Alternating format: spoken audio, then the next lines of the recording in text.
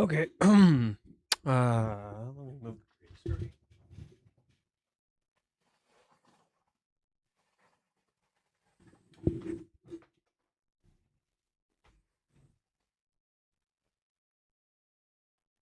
Sure. Whatever. Whatever. We're rolling with this. That's fine. Damn, my voice sounds so deep. What the fuck?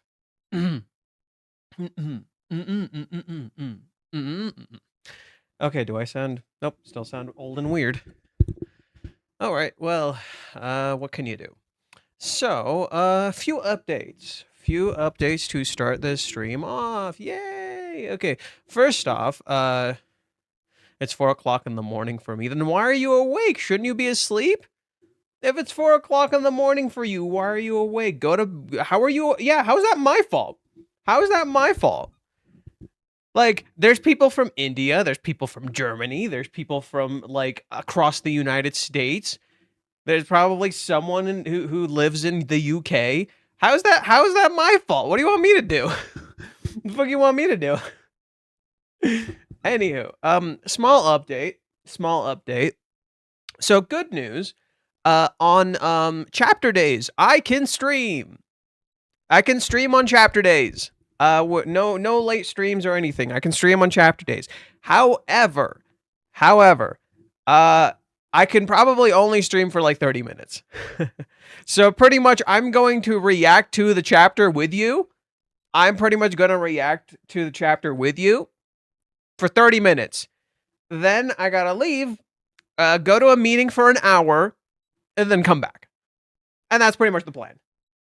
Hey, Johan, I'm in Central Europe. It's 33 a.m. Why are you doing this to me? What do you want me to do? What do you want me to do? The fuck you want me to do? Bro, imagine my fucking day. I worked 9 hours today. I worked 9 fucking hours today. I got home. I was shreked. I was shriggity shreked. Okay? I went to bed and I ate something. I played like one thing of PvP in Final Fantasy. So I got home at like 2:30. Okay? It's 6:32 right now. I got home at 2:30. I didn't even get to shower. I didn't even get to relax. I just kind of sat in my bed. I ate some food. I played a video game for like 2 seconds, and then I passed out. I get up. I'm like, oh, look, it's like 5 o'clock. So I go and shower. I shave. I do. Come on, look at this clean ass shave. I shave, and then I set up and I come here. I'm talking to you, motherfuckers, instead of hanging out with my mom. I would rather hang out with my mom. I'm talking to you, motherfuckers. So please, give me some goddamn appreciation. Please and thank you. It's okay. I made plans with her next week. Or we can do something tomorrow, actually. Yeah, I can maybe do something tomorrow. We'll see. I made plans with her, regardless. I'm not like sacrificing family times for you guys. I'm just saying, like, I am choosing to be here. So shut the fuck up. Shut the fuck up, okay? This isn't exactly easy. Okay, so yes, on Tuesdays when the chapters come out, I can stream for 30 minutes to the chapters. I can react to the chapter for 30 minutes. Then I gotta get dressed, go to work. I have a what is it? I have like a meeting for like 45 minutes. That's at 9 o'clock. Once that's done, I come back here. I probably like shower really quick, and then we continue streaming. So pretty much 8 to 8:30, then around like 10:30 to whenever. That's pretty much, yeah. So at least I react to the chapter with you guys. Like, we read it at the same time. Okay? We read it at the same time. That's the best I can offer. I would say this is a pretty good arrangement. All things considered, this is a pretty good fucking arrangement. So yeah, that's the plan for chapter days. I don't know if there's anything else. Oh, okay. So Mondays, I came up with an interesting thing. Since Monday is when the leaks come out, Mondays I might just play video games. That seems pretty good in my idea. All right, in my idea, I think using Mondays to play video games is pretty good. So we could leverage Mondays specifically for Final Fantasy VII as we're going through it, or playing some other video game or something along those lines. And then I would like to see if I can maybe leverage some other day we can use for streaming, but at the moment I'm not sure. Or sorry, streaming video. So that's that for now. I wrote a little thing Street Fighter. Yep. So oh yeah, I bought like all the characters and all these swimsuits and shit for Street Fighter. Except the men's swimsuits. I don't care about those. Except for the men's swimsuits. I don't fucking give a shit about the men's swimsuits. So yeah, I bought all that shit for Street Fighter, and then the only thing I haven't bought is these characters. I have yet to buy these characters. I will eventually. Anywho, so yeah. Johan, something struck me. If you look at the previous chapter, we had Kazi at the beginning. Maybe we'll get Chizuru before it switches back to Ruka and Umi. Could be. Maybe. Better much Mondays for games works though, needs mods for those for that day. I probably like I'll probably like write a rule. Like I'll write like a message saying no rent a girlfriend today, just like no rent a girlfriend talk today, just video games. Right? And and the rule is basically like if you break that, you get like one temporary ban and then you break it again, insta ban. Right? Like not and I mean that like in particular like if you do spoilers or if you like intentionally like talk about like things I said I'm not interested in talking about, then I'll ban you. But if you just do like an offhand comment like, "Oh, this is similar to this thing in Rent a Girlfriend," that's fine. Right? But if you like do something like kind of ridiculous, like I'll give you like a warning, you know, you get a warning beforehand and I'll explain to you why you got a warning, or maybe someone can explain to you why you got a warning. But then if you do it again despite the warning, then you're kind of cooked. I feel like that's pretty reasonable. Anywho, I heard so I was Jojo not texted me. He sent me a private message. And he wrote like a whole thing. Yeah, Jojo sent me like a private message and he wrote like a whole thing. So I guess I'm gonna read that.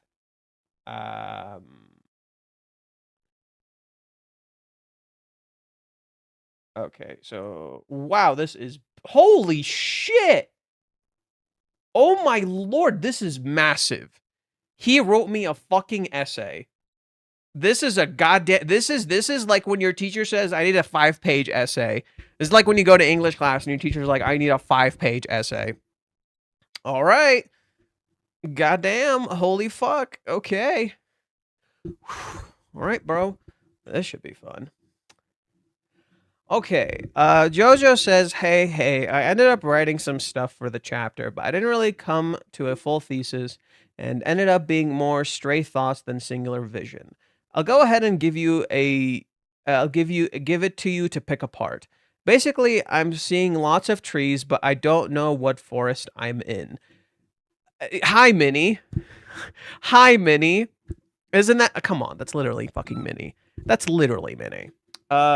What does a fish care for the big waves on the surface? Well, there's a current, like... But... Yeah. But is Kazuya a fish? He likes fish. Is Kazuya a fish? He likes fish. I don't know if Kazuya has like ever been labeled a fish. He likes fish. He's not necessarily a fish, but you're not necessarily wrong. However, it can match with that story of Koi. No, it's not that Kazuya is like a tree. Every character probably has some association with animals. Fish do align with Kazuya to some degree. However, in particular, I do think Kazuya's thing does associate well with the Koi story. If you guys remember, we talked about this a little bit during the Odaiba date. We were talking about how Koi are associated with like this koi that climbs a waterfall. Right, this koi a single koi climbs a waterfall. In that way, could you not align a wave with a fish like climbing it? Like, why would a fish need to climb a waterfall? But if it does, maybe it can do something amazing. So maybe, and that in many ways can kind of reflect Kazuya's character, that he's a fish trying to climb a waterfall. Or sorry, he's a fish trying to climb a wave. But why do you need to? You know. I think in that same way, that could be an interesting association. It's like, did you really need to? Right? Why are you doing something that's so unnecessary?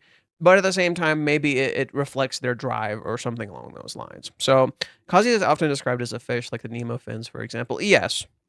So there is absolutely an association to some degree, especially with Nemo. Like there's a direct parallel to Nemo and how Nemo in many ways is like um trapped in his own aquarium. Like Nemo is quite literally trapped in an aquarium and he has to get himself out. In many ways, Kazuya getting the Nemo fish kind of reflects that he's a fish trapped in an aquarium.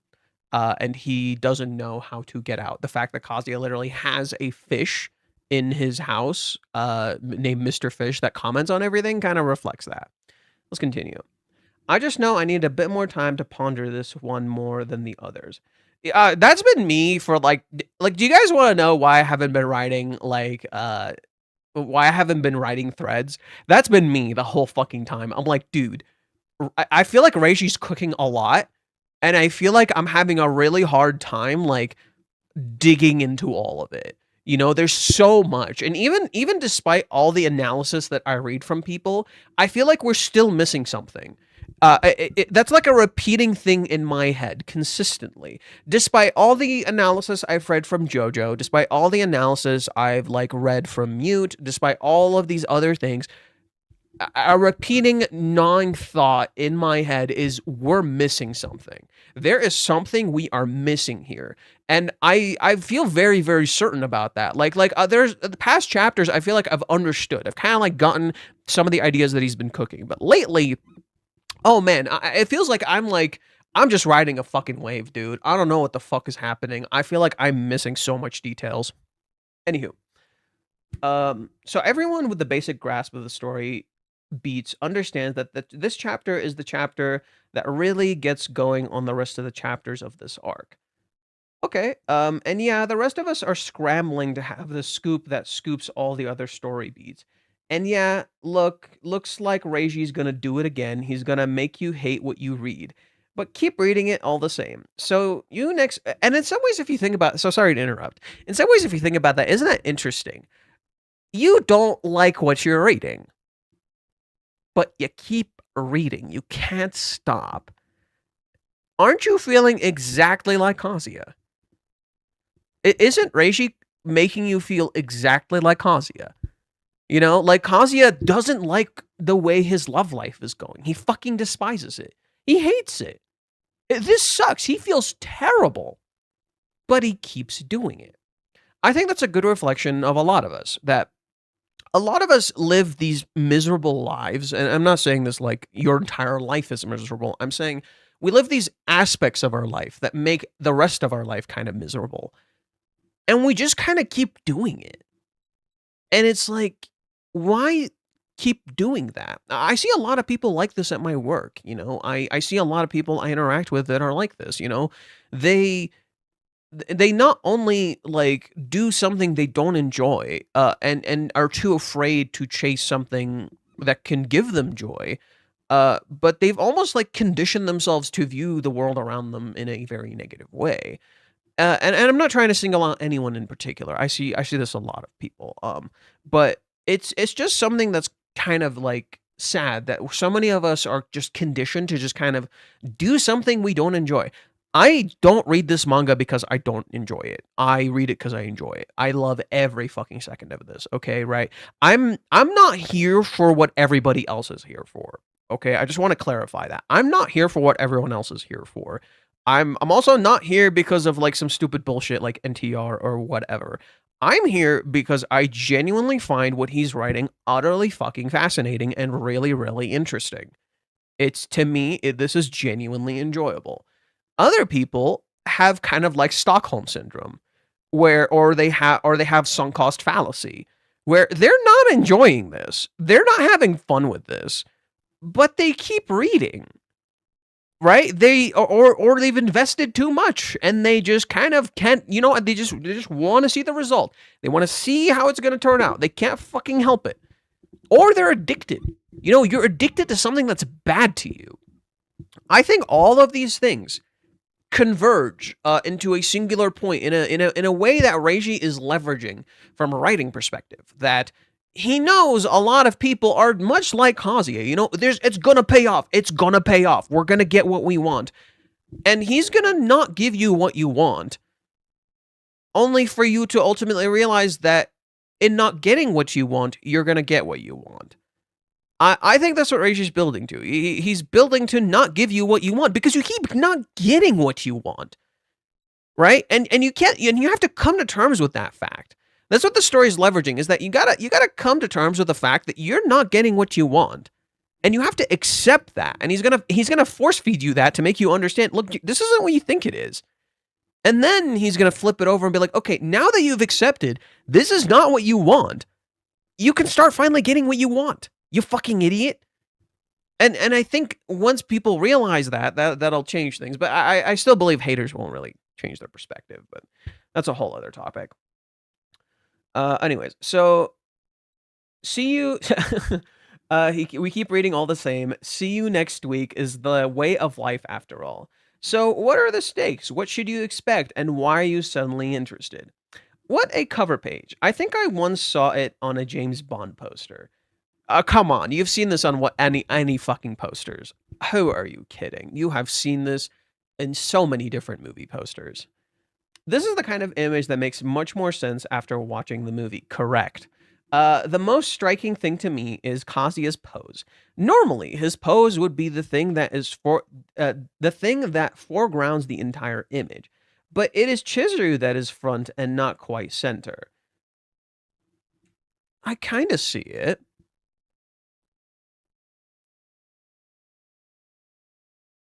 I would say they're both the centerpiece.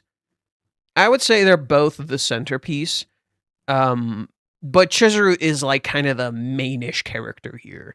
That I can kind of agree to.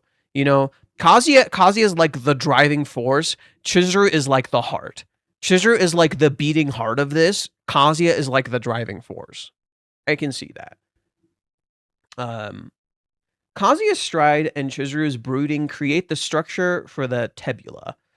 I've seen this word many times before, but I've never seen the actual definition. Tabula? Maybe I'm mispronouncing it. Cover feels like the season 4 anime opening. You're actually quite correct. In particular, Chizuru's pose reminds me a lot of the way she turns away from the moon. Chizuru's pose actually reminds me a lot of the way she turns from the moon. In contrast, Kazuya reminds me a lot of him running in that arc, and him looking really fucking cool in that arc. However, there are things about it that are not quite accurate. So example, Mommy doesn't really look like herself in that art. Mommy looks completely different from that art. Ruka in particular is really interesting in her positioning. That again doesn't match the arc. I would say Minnie is the most accurate and Sumi is the most accurate. Those two characters absolutely fit with that theme to some degree, but even then they're not quite accurate either. It's just the fact that they're being supportive kind of fits that theme. Umi doesn't really fit this theme. Umi, like if you guys pay attention to the opening, Umi is there once, and I mean it literally once, but not even actually there. He's there when Kazuya talks about him. He doesn't actually show up in the opening, and I think that's intentional. In the draft version of it, you see like Umi in the background dish when Chizuru is about to jump out, but in the final version they cut him out, and I feel like they could have put him in if they really wanted to, but they don't, and I think that's intentional. Umi is not really a real thing. Chizuru is trapping herself, and I like that new direction that they do here. That in removing Umi, they intentionally visually show Chizuru is choosing to trap herself in that castle. She doesn't need to be in the castle. Kazuya doesn't get her out. All Kazuya does is show up. That's it. Kazuya doesn't actually get her out of the castle. All he does is show up. She just needed to jump. And I like that much more than like, oh no, there was a man there all along. That's much more interesting. Kibe and Curry aren't really present in the opening except for like 2 frames. They're in 2 frames and they're like guards. They're literally just guards, which is oddly fitting. You know, they're kind of just guards. It's oddly fitting. Nagomi and the family more so allude to Kazuya's future than anything else. But yes, I do see some similarities. In particular, Kazuya's running and Chizuru's brooding. Okay, so let's see how that's pronounced. Tabula. How do you pronounce this? Tabula pronunciation. Tableau. Okay, Tableau. Tableau is a widely used business intelligence and data visualization. Okay, no, that's not. No, that's not what we're talking about. Not the software. Tableau. No, not the fucking software. Meaning. No, not some fucking software. What the fuck is the meaning of the word tableau? The word tableau generally refers to a striking dramatic scene, picture, or a graphic description. Okay, fair enough. That's kind of like what I thought, but good thing I checked it. Okay, Chizuru's brooding create the structure for the tableau. Okay, fair enough. So we have a guy who is striving and a girl who is pining. I see more brooding than pining, but a huge part of this visual is about perception. This absolutely presents itself in a very particular way that wants you to think about this in a particular way. It's just like with movies. When you look at a movie, when you go to look at a poster of a film, the poster is trying to evoke a very particular feeling from you. But there is an intention behind it that you, as the viewer, are not seeing, and it won't make sense to you until you see the movie. Literally like Jojo described. Until you see the film, the positioning, the placement, why the characters look the way that they do, won't make any sense to you. But once the story plays out, the movie makes so much more sense. You're like, oh, this character's positioned like this. This is why this character's like this. Here's a good example. Advent Children movie poster.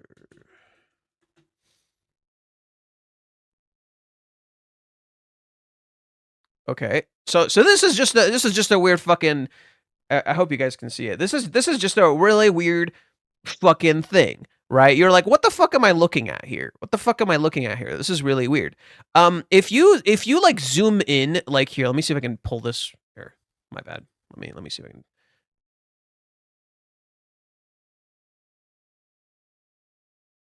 Damn, I can't like.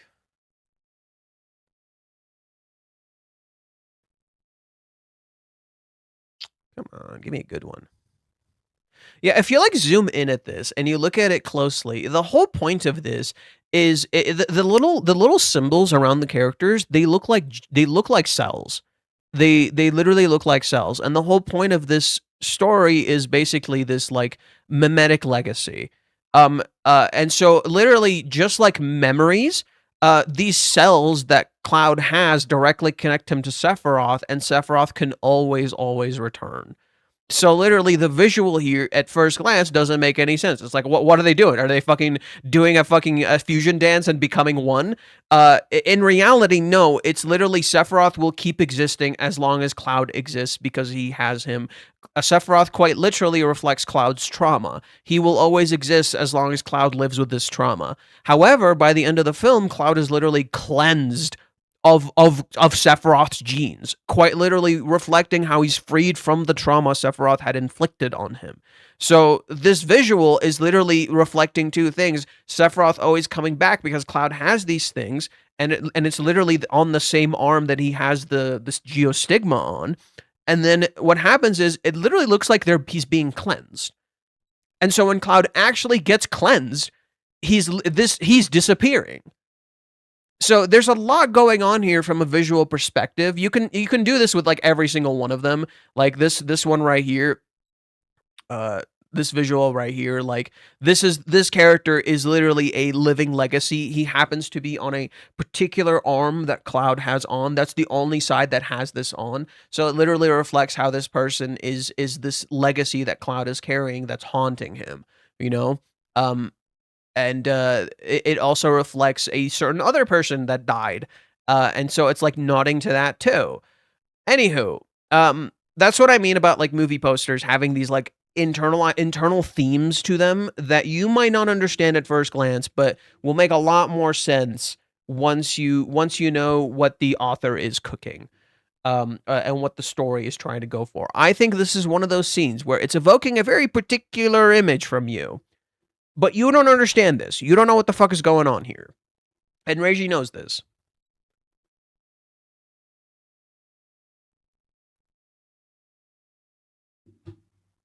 Oh, oops. Okay, there it is. Okay, let's see. This is where the central stakes will arrive from. Some complications occurs due to the guy's foolhardy actions and the girl's feckless deliberations. Okay. This is a chapter about layers, by the way. Really. I more so viewed it as a chapter about bias and prejudice, but let's see what he has to say. Sometimes you have to look at each individual layer to understand which each person means to the other. Resolving the situation is ultimately in Chizuru's hands, but this in contrast to Kazuya, who is moving away from Chizuru. Chizuru, by facing away, is not facing the problem with all of her heart. True, okay.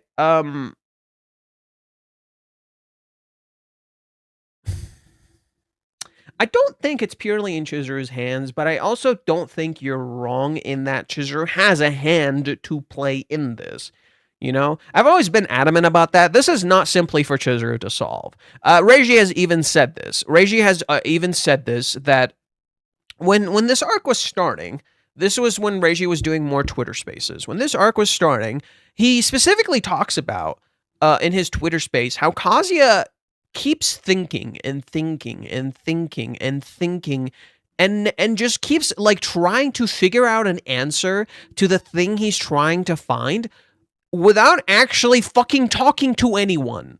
He keeps just thinking and thinking and thinking and thinking, and Reiji literally says he's not going to find an answer. He's gonna keep thinking forever, he's gonna keep doing this, and he's not going to find an answer. So that's actually a big thing here, is that you think the ball is purely in Chizuru's port. I don't think that's accurate. Kazuya absolutely has a part to play in this, because love is not a single person thing. Chizuru saying, yeah, let's date, would solve one aspect of the problem, but not all of the problems. In particular, it wouldn't change Kazuya not communicating. That's another huge aspect that's a big problem here, that Kazuya keeps asking questions in his head, and it's not just about Chizuru. He asks questions about Ruka, he asks questions about Mami, and he never checks them. Are you noticing that? This to me is very intentional. Reiji, in having him interact with all of these other female characters, presents you this problem that Kazuya is not just doing this with Chizuru, he's doing this with his whole fucking life. Every aspect of his life, he just asks a question in his head, but he never actually seeks an answer. He never tries to get an answer. This perfectly reflects his problem. His problem with Chizuru. This is the problem with Chizuru. He doesn't want an answer from her. He doesn't actually want an answer. He just wants to ask a question. He never wants an answer. That is Kazuya's problem. Okay? In contrast, Chizuru's problem is not facing him wholeheartedly, as she said she would. Okay? In that same way, Chizuru's issue is fearing giving an answer, because what if the answer is incorrect? Their respective issues fuel the inherent problem of the relationship. Kazuya is running away, Chizuru is sitting down, bunkering down, trying to find the right answer. She wants the right answer.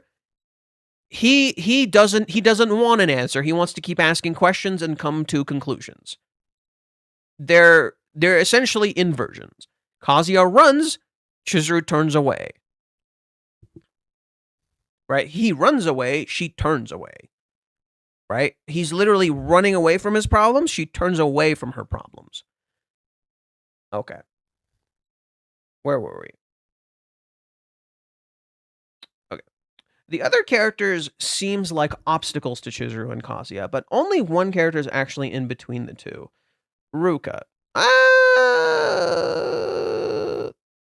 True. Yeah, technically Ruka's the only one actually here. Umi's like in between them. So he's not it's like he's not actually a problem. Yeah, he's behind in between them. It's like he's not actually a problem. Ruka is the only obstacle here. Interesting. He's got a point. Right? Umi is in the middle, but he's behind them. So it begs the question, is he even an obstacle? Right? I think the easiest way to understand the picture is to follow the eye lines. The color schemes are important, but they are harder to decipher. I figured out some of them. Kazuya, out of everybody, is illuminated. He is lit up. Chizuru is darkened. Chizuru is literally darkened, but she's more red. She's heating up. He's cooling off. Right? He literally looks cool, and not just like visually cool. I mean, he's literally cool. Like he seems like there's air conditioning there when you look at Kazuya. With Chizuru, it's the opposite. It feels like she's heating up.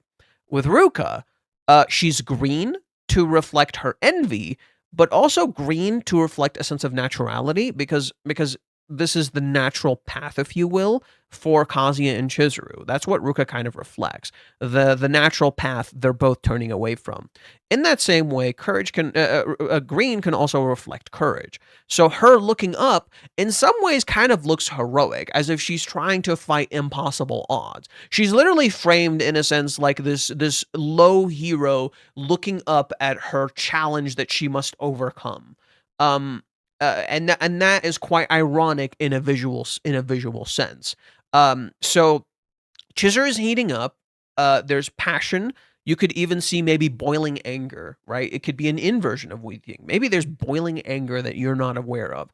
Kazuya, in contrast, looks like he's cooling off, but then also reflects a sort of tragedy where he's literally losing himself. He's literally dying in a sense. He's becoming cold. You just don't see that because he has a lot of emotions on his face. Whereas Chizuru looks more brooding. They're literally opposites. You turn to Mami, and Mami's interesting. She has a pink on her, but Kazuya is like overlooming her, so she kind of turns purplish, right? Mami is like a purplish pink, and that's really interesting because she's literally in Kazuya's shadow. That's kind of how I rate it. She's literally in Kazuya's shadow. She's feeling her emotions, but she's literally ignored by him. I think I saw someone write something like that. Let me go to my Twitter. I'm pretty sure I saw someone write something like that. Purple. Yeah, so I posted here, and I saw someone write something interesting here. He says, Mami is pink, but because she is behind Kazuya and he is illuminated, it obscures Mami, who pretends not to care that Kazuya overshadows her or doesn't look at her, even though she is behind him. She turns violet because Kazuya's light darkens her pink. Yeah. And I think that's actually ironically quite a good description. All right. Surprising. We found something good from Twitter. We found something good from Twitter. Then Nagomi and the family are really interesting. They are yellow, right? They look like they're orange. They're actually yellow. And yellow, come on, caution. You know, like yellow in many, like they're under Kazuya, so they're literally peace and joy under the tree, and yet they don't all look peaceful. You know, they don't all look peaceful. Nagomi is like very serious. Holy fuck, what the fuck's going on? It just screams caution when you look at Nagomi. You look at Kazuya's dad, and it's a little more like serious, but maybe not necessarily. You look at Harumi, and it's joy. She's smiling.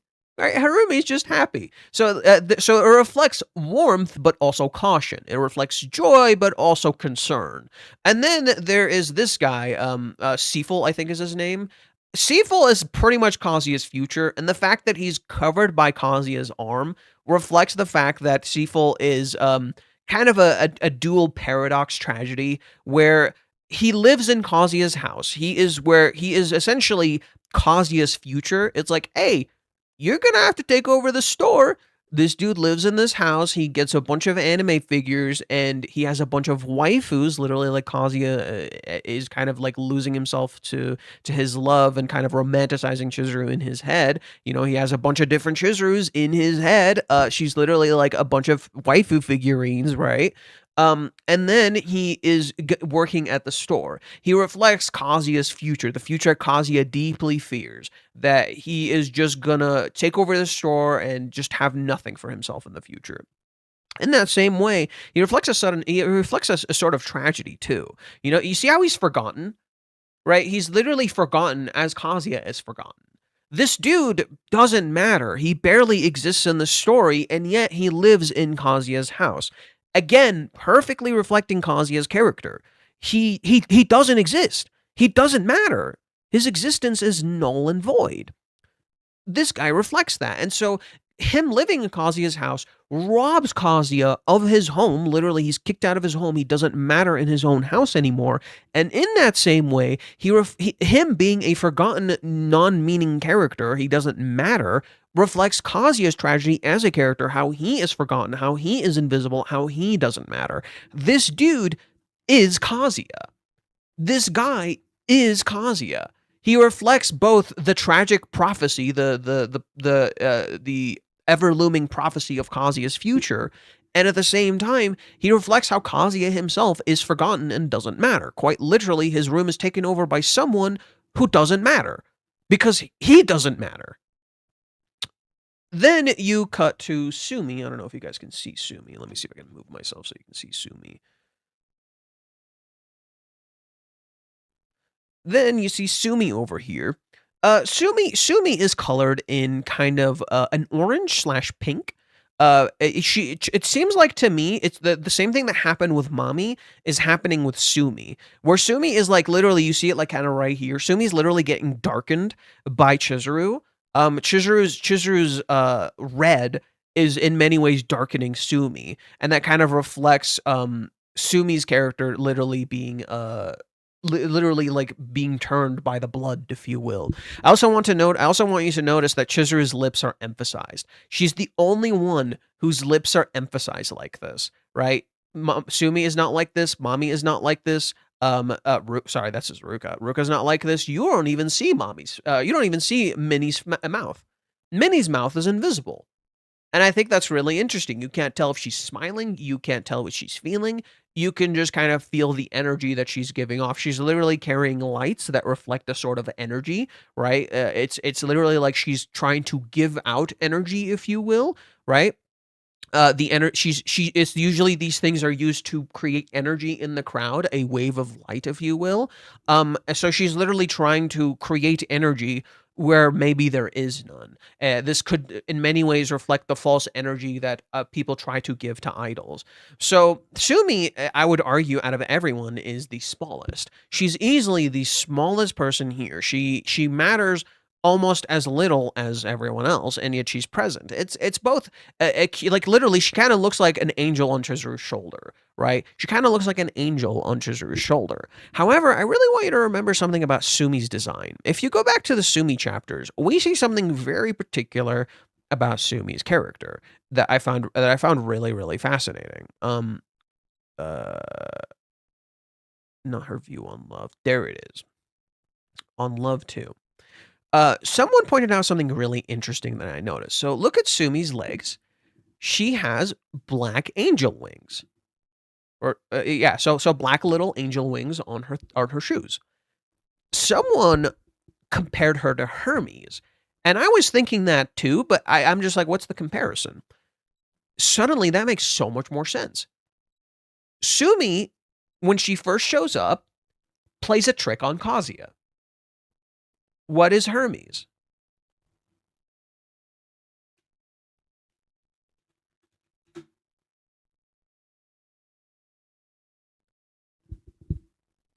He is considered the herald of the gods. He is also widely considered the protector of human heralds, travelers, thieves, merchants, and orators. He's able to move quickly and freely between the worlds of the mortal and the divine, aided by the winged sandals. Hermes plays the role of the psychopump, or the soul guide, a conductor of souls into the afterlife. What was Sumi doing? Sumi was trying to help Kazuya with his love. She is called Cupid. And yet, she has black angel wings. In many ways, could you not unintentionally see Sumi as literally the heralder of death? Okay? In myth, Hermes functions as the emissary and the messenger of the gods. It is often presented as the son of Zeus and Mia, the Pleiad. He's regarded as the divine trickster, about which the harmonic hymn of Hermes offers the most well-known account. The Homeric hymns are a collection of 33 ancient Greek hymns and one epigram. The hymns praise deities of the Greek pantheon and retell mythological stories often involving a deity's birth, their acceptance among the gods on Mount Olympus, or the establishment of their cult. So they probably talk about it there.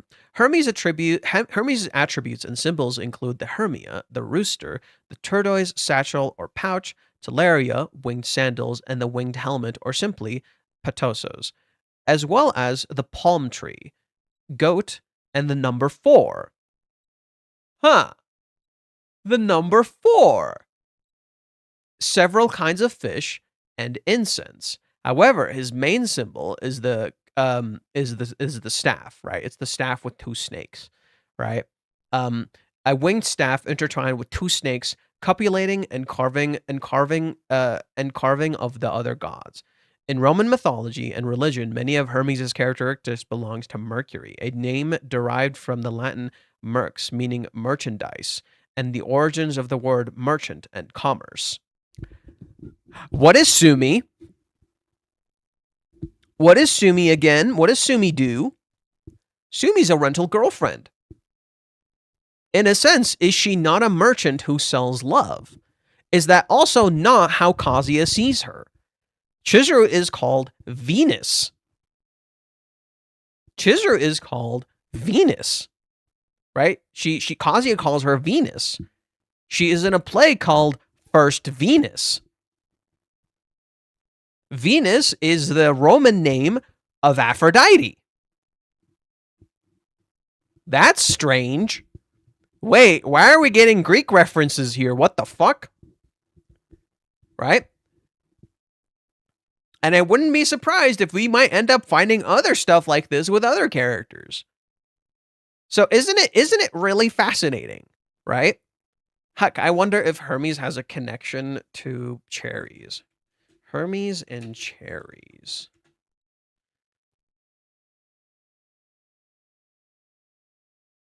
Wait, what the fuck? No shot.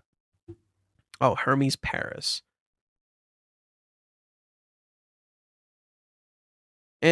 Oh my god, what the fuck? These are cherry blossoms.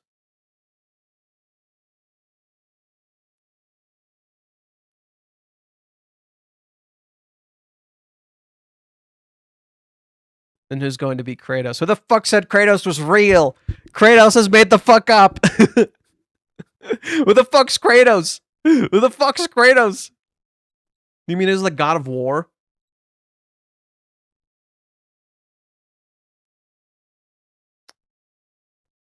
Okay, so there's a brand named Hermes, and they have cherry blossom themes. I wonder if does Hermes the god have a connection to cherries? Probably not. Hermes does not have a direct mythological connection with cherries. However, the fruit sometimes gets grouped with offerings to him by modern practice. Oh yeah, that is a thing. I remember when I was reading Percy Jackson. They like to burn cherries as offerings to the god because they smell really nice, and you can like taste them. The gods can like taste the fruits. So that's one thing they like doing. Yeah, practitioners of the Helipigdom, Resley, because it is known as the hungry god who enjoys sweet and fresh foods. Really? Is Hermes a hungry god?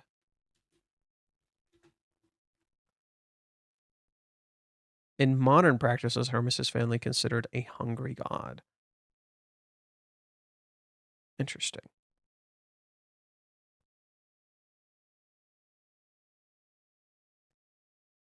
Interesting. That is kind of an interesting idea because Sumi's entire thing is gluttony. Sumi's entire thing is gluttony because she likes to. She literally her character song is about wanting to eat a whole bunch of food. When you read her manga, her whole thing is like, I want to eat a whole bunch of fucking food. God of boundaries, roads, travelers, merchants, thieves, athletes, shepherds, commerce, speed, cunning, language, oratory, wit, and messages. How fitting. Sumi's whole thing is literally like writing. Sumi's whole thing is like about like language and understanding. What do they do? What do they do in the fucking What do they do in the arc with Kazuya and Sumi? They literally read messages, love confessions, as she tries to send him a bunch of fucking messages, as he literally confesses to her over and over and over, as she misses all of his messages. It's almost like she's a bad Hermes. Right? And then Cupids also have literally the same thing. Cupids also have the same thing as Hermes. They have the angel wings on their thing, except Sumi has black angel wings on her thing. So she's literally a bad Cupid and more of a Hermes. Right? Do Cupids play tricks? Cupids.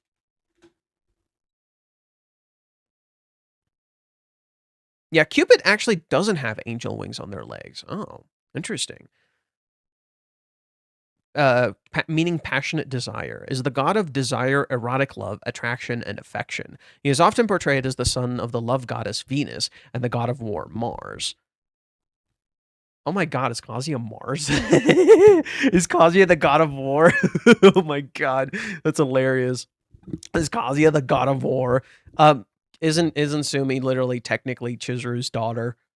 She's literally Venus's daughter and the god of war Mars. He's also known as Amor, love. His Greek counterpart is Eros. Although Eros is generally portrayed as a slender, winged youth in a classic Greek art, during the Hellenistic period, he was increasingly portrayed as a chubby boy. Interesting. During this time, his iconography acquired the bow and arrow that represents his source of power. A person, or even a deity, who is shot by Cupid's arrow is filled with uncontrollable desire. Wait a fucking second. Kazuya calls her Cupid, and this conveniently happens right after Ruka touches him and he loses like control of his desires. Wait, that's interesting. That's during this time. Okay, so sorry, we were here. Okay. In myth, Cupid is a minor character who serves mostly to set the plot in motion.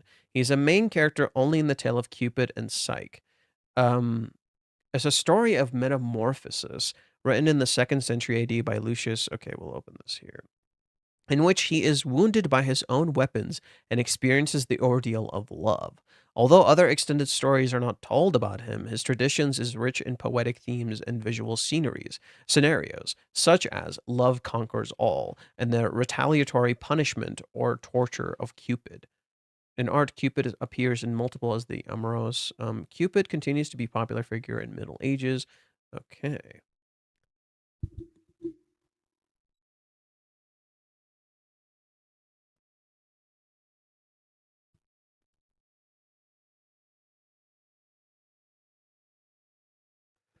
Interesting stuff. We got a little off track, but I did kind of want to point that out. Sumi like literally plays a trick on Kazuya. It's literally showing she's not Cupid, she's Hermes. and she's trying to send a message and she's failing. Yeah. She even says, I don't want to be Cupid, meaning she isn't Cupid. Right? If she doesn't want to be Cupid, she's not Cupid. But at the same, it's like Cupid got hit with his own arrow. She literally feels uncontrollable desire. It's literally like, it's literally Cupid and Psyche. It's when Cupid got hit with her own arrow.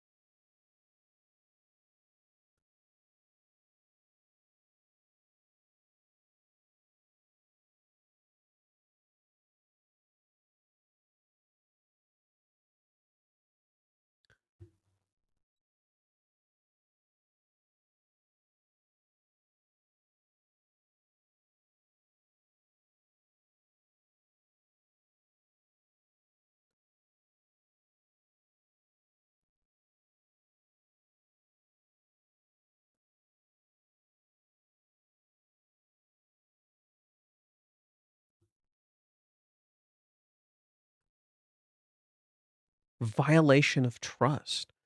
Psyche's family longed for news of her, and after much cajoling, Cupid, still known as to his bride, permits Zephyr to carry her sister up to for a visit. When they see the splendor in which Psyche lives, they become envious and undermine her happiness by pruding her to uncover her husband's true identity. Since surely, as foretold by the oracle, she was lying with vile winged serpents who would devour her and her child. One night after Cupid falls asleep, Psyche carries out the plan her sisters advised. She brings out a dagger and the lamp she had hidden in the room in order to see and kill the monster. But when the light instead reveals that the most beautiful creature she has ever seen, she is so startled that she wounds herself in one of the arrows in Cupid's cast aside quiver. Struck with a feverish passion, she spills hot oil from the lamp and wakes him. He flees, and though she tries to pursue, he flies away and leaves her on the bank of a river. There she is discovered by the wilderness god Pan, who recognizes the signs of passion upon her. She acknowledges his divinity, Numan, and then begins to wander the earth looking for her lost love. Psyche visits first one sister, then the other. Both are seized in renewed envy upon learning the identity of Psyche's true husband. Each sister attempts to offer herself as a replacement by climbing the rocky crag, casting herself upon Zephyr for convenience, but instead is allowed to fall to her brutal death. Jesus Christ. Yeah, I don't know if this is all, but this is interesting.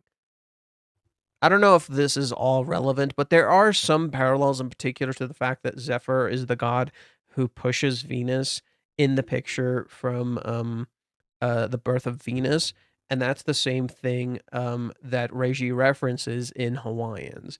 So the fact that there seems to be some parallels here is interesting to me. I got completely off track. Hermes hungry god, then Sumi hungry for confessions from Kasia, pretty much. Okay. So sorry, where were we? We got so off track. We got so unbelievably off track. Holy shit. But I was noticing some interesting shit, man. What can I do? And then yeah, we were talking about like this. Also, notice how Minnie looks like she has wings in her hand, right? Those four things kind of look like wings. All right, and then finally, Umi, Kibe, and Curry. Curry, Kibe look more sinister than Umi, right? Umi kind of looks a little sinister, but not really sinister. But Curry actually looks really sinister, and so does Kibe, which I find really interesting. Like, why do those two look so goddamn sinister? You know? Yeah. All right. Kazuya is looking up, and it's hard to decipher. If you follow the eyelines, you see what characters interacting with whom. Kazuya is looking up left, and Chizuru is looking bottom right.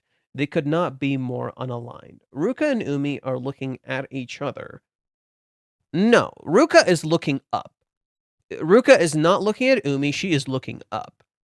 She is literally facing the sky, and Kazuya literally represents the sky in this instance, whereas Chizuru represents the ground. Ruka is looking straight up. She's not looking at Umi. Literally her line of sight is like here, right? Her line of sight is like here. Umi is looking down, and you could infer he's looking at Kazuya, or you could infer he's looking at Ruka, but you can't tell which one he's actually looking at. But Ruka is just looking straight up, and in many ways that could reflect she's looking at Kazuya. However, she's not actually looking at Kazuya. She's just facing straight up. This in many ways reflects the paradox of Ruka. She's looking up at the sky. Kazuya is the sky, but she's literally not looking at Kazuya. That's the paradox of Ruka. She's not actually looking at Umi. Okay. I want you to pay attention to how Umi is shown unadorned in a wife beater here, and how that is completely different to how he's shown later in the chapter. Is that a wife beater? I thought that was just a tank top. Wife beater clothes. A wife beater is a colic slang for men's sleeveless, ribbed tank top, more formally known as an A-shirt, originally worn exclusively as an undershirt. They are now widely worn as casual gym or loungewear by various brands. Because the controversial origins of the slang term, many retailers and brands refer to these items using standard names like A-shirts, tank tops, or muscle shirts. If you're looking to the origin of the term, the slang originated in the United States around the mid-20th century. In 1947, a heavily circulated news story and photograph of a Detroit man arrested for domestic violence featured him wearing a stained sleeveless undershirt. The media labeled him a wife beater, and the term eventually became synonymous with the shirt itself. Pop culture, such as Marlon Brando's iconic portrayal in A Streetcar Named Desire, further cemented the shirt's association with rugged, working class, and sometimes menacing masculine archetypes. Menacing masculine archetypes. Okay, that definitely kind of fits Umi. He definitely looks menacing masculine. The visual image here intentionally leans into menacing masculine archetypes. You know, it's definitely leaning into that. So yeah, I think that's intentional. Reiji is trying to lean into that Umi looks, menacing.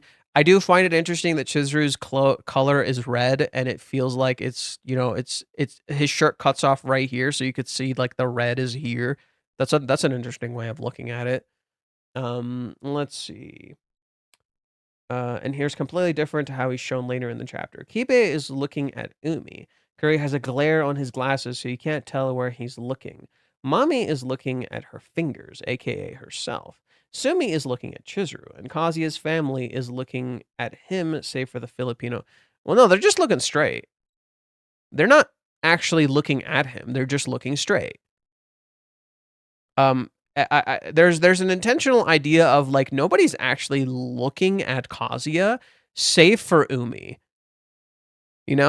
I would say nobody here is actually looking at Kazuya, save for Umi, including Chizuru.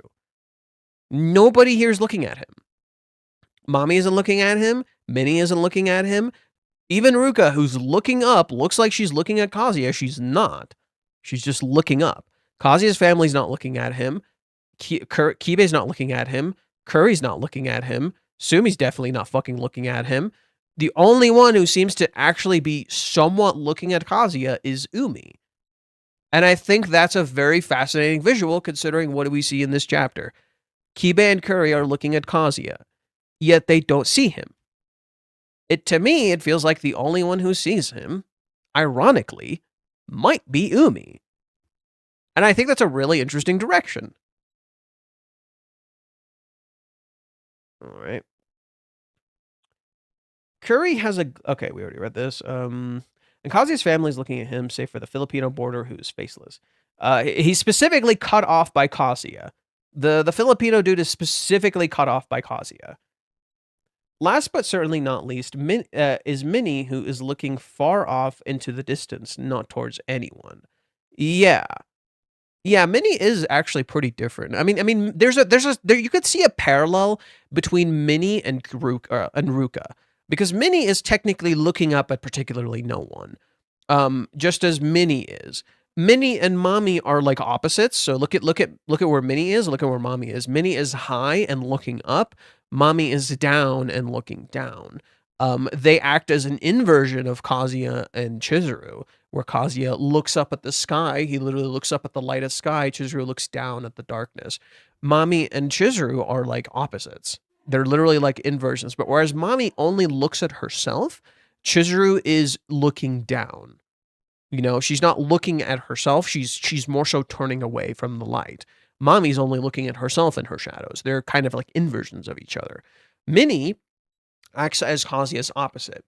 Kazuya runs up and looks up.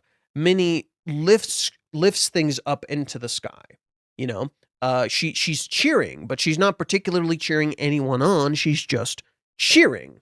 It looks like she's doing some sort of like thing you do in idol dances where she's cheering for something, but she's not cheering Kazuya. She's just cheering. It's like she's cheering the ship, but she's not actually cheering anyone in particular. If you're an avid reader, you'll already begin to piece together possible meanings of all the interpretations. As far as color goes, I would focus on primary colors and which characters have which primary colors. Most interesting to me is that Mommy, Chizuru, and Minnie have blue, red, have blue and red. What? Chizuru's primary color here is red. She's more of a violet color. Minnie's orange. Minnie in particular is orange. She has an orange color, and orange is often associated with avarice, aka greed.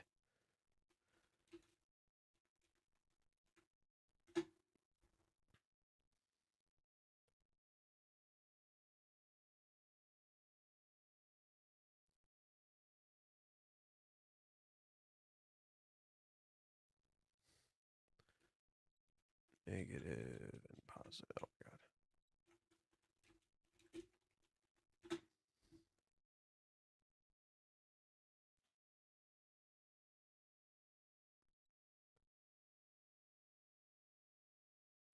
Positively, it inspires enthusiasm, warmth, joy, and social connection.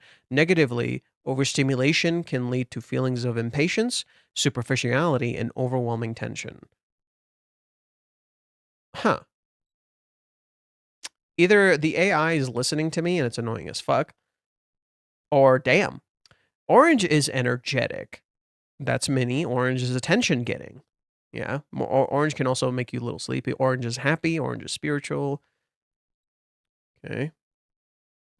Optimism, energy, positivity, attention, warmth, luxury, prestige, creativity, hopelessness, deceit, impatience, pride, youthfulness, happiness. Yeah. And I'm surprised they didn't talk about it. Greed. Greed is often associated with orange too. So yeah, those colors ironically capture Minnie quite well. I don't really see blue here anywhere. Like blue is on Minnie, that's just the given color, but the only character who's actually blue is Umi. Umi's the character who's actually blue. And blue is often associated with wisdom.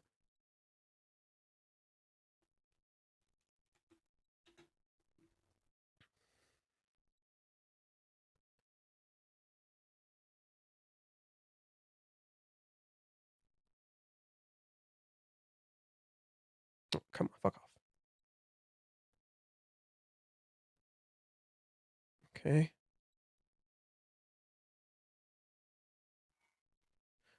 While it's celebrated for bringing peace and mental clarity, the darker tones are deeply tied to feelings of sadness, isolation, and detachment. Yeah, that ironically fits Umi quite well.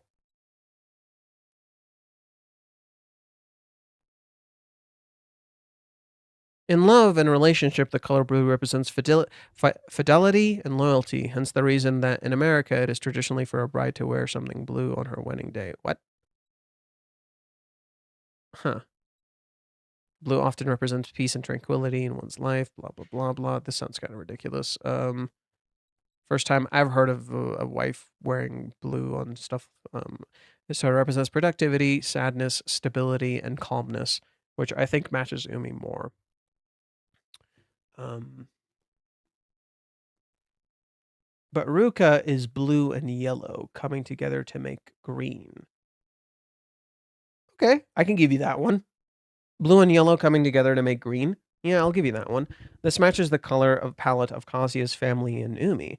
Though Umi is more blue-tinged than yellow-tinged, Kibe is natural with black and Kuri is the same colors as Kazuya. Orange and blue.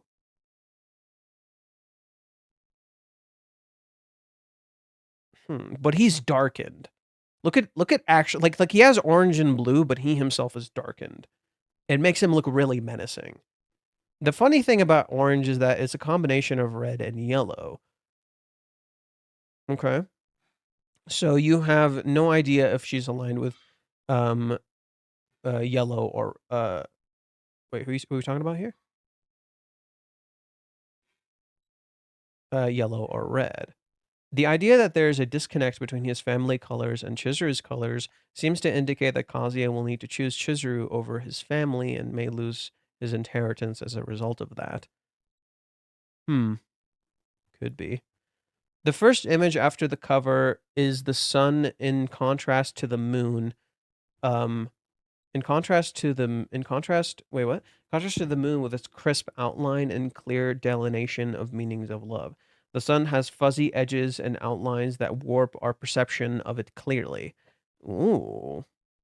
Okay, that's a good one, right? The sun literally like kind of warps how you see it. It's a blind no. You see the sun in the sky to reflect a blinding light. Oh, that's kind of the whole theme of the chapter. You're blinded by light. That's the theme of the chapter. The theme of the chapter is blinded by light. It's in the first fucking page. They call Kazuya, he's glowing. You turn to Umi, and Umi is literally in the spotlight. And then Ruka is put on the spotlight. And they're literally under umbrellas. They're shielded from the sun. It's as if Umi is not blinded by the light. He's literally wearing sunglasses. He's literally wearing sunglasses. The whole theme of the chapter is being blinded by light. And Umi is wearing sunglasses. He's not blinded by the false light. He's not blinded, or no, he's not false light. He's just not blinded by light. He can see things clearly. He's the only one in this chapter wearing sunglasses. He's not blinded by light. It's, oh my God, it's all fucking there. So dumb. So that's the theme of the chapter. Blinded by light. I just hear Final Fantasy 13 music because that's the battle theme. It's called, I'm pretty sure that's the battle theme. It's called Blinded by Light. Which is very fitting because that's like kind of the whole thing in Final Fantasy 13. The sun both illuminates and despite the distortion, we understand that it is the sun. So even if we can't understand the details, we can still see the picture as a whole. The sun both illuminates and blinds. Put in another way, if there was no sun, there would be no light to view the distortions of the sun to begin with. That's a good way of looking at it. Right. So, but you need to see the sun clearly to see what's actually like going on, I would say. So you're right. It's like without the sun, you wouldn't be able to see the distortions in the first place, but at the same time, it can blind you, right? So in that way, and then from the sun through this illumination, you see Kazuya's goals, you see these descriptions, or this visual description, and then Kibe. This is Kibe's interpretation of what he sees in light. So when you look at this, the way Kibe interprets it is this, right? And then you turn to Kuri, and the way Kuri interprets it is something else. And the way Kazuya interprets it is also something else. And then you turn to how Ruka interprets it, and it's something else. But Umi, the only character wearing sunglasses, never shares his interpretation. He merely stays comfortably in the dark and looks at things through a different lens. Okay, that's a good way of looking at it.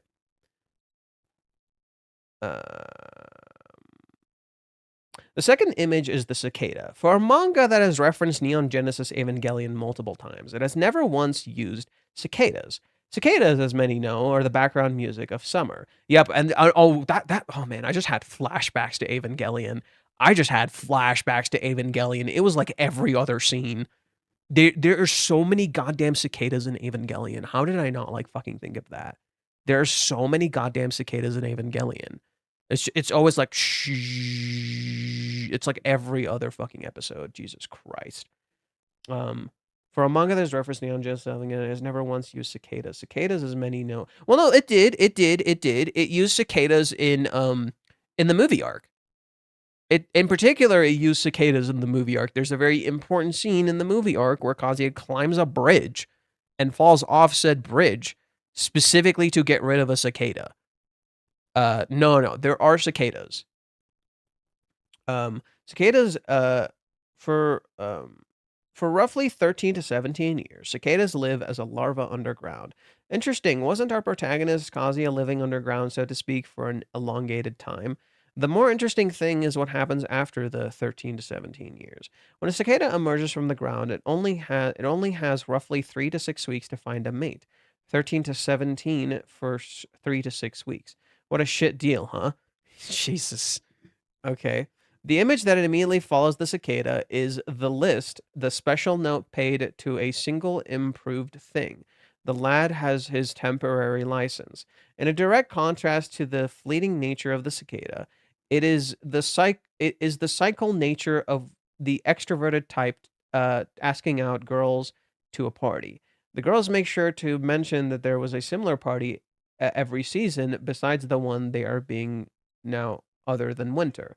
Then we get a glimpse of a bare shoulder and skirts that mirror the shots of Ruka and, to an extent, Mami that we often see. The intensity of sexual energy is at a fever pitch. Okay. I didn't realize this farce was actually Hamlet, since we got Rosencrantz and Guildenstern immediately following this. But it too is mirroring the images on the first page. An idea about limited windows of opportunity and the need to constantly repeatedly remind others of your worth. So Kibe starts off. Actually, you didn't talk about the school. The school in particular fascinates me. I can't find the particular meaning of the school. The big thing I caught from this is the clock. Time. That's the big thing I caught here. Time.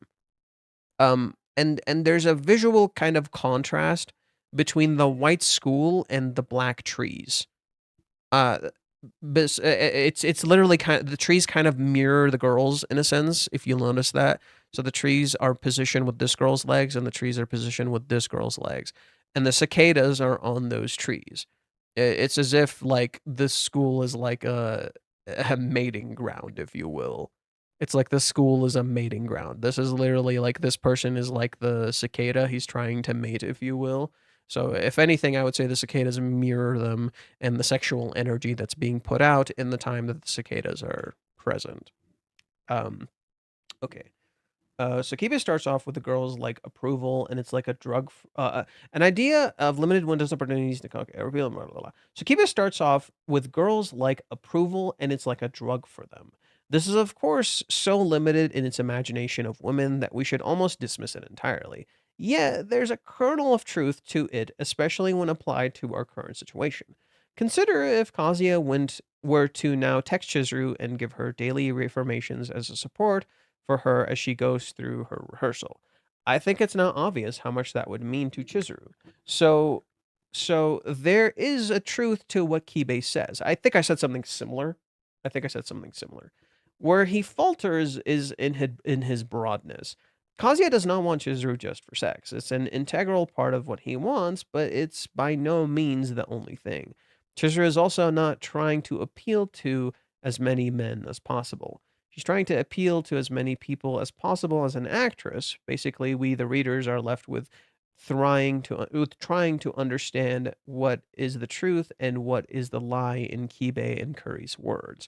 Yeah, it's literally a blinding light, if you will.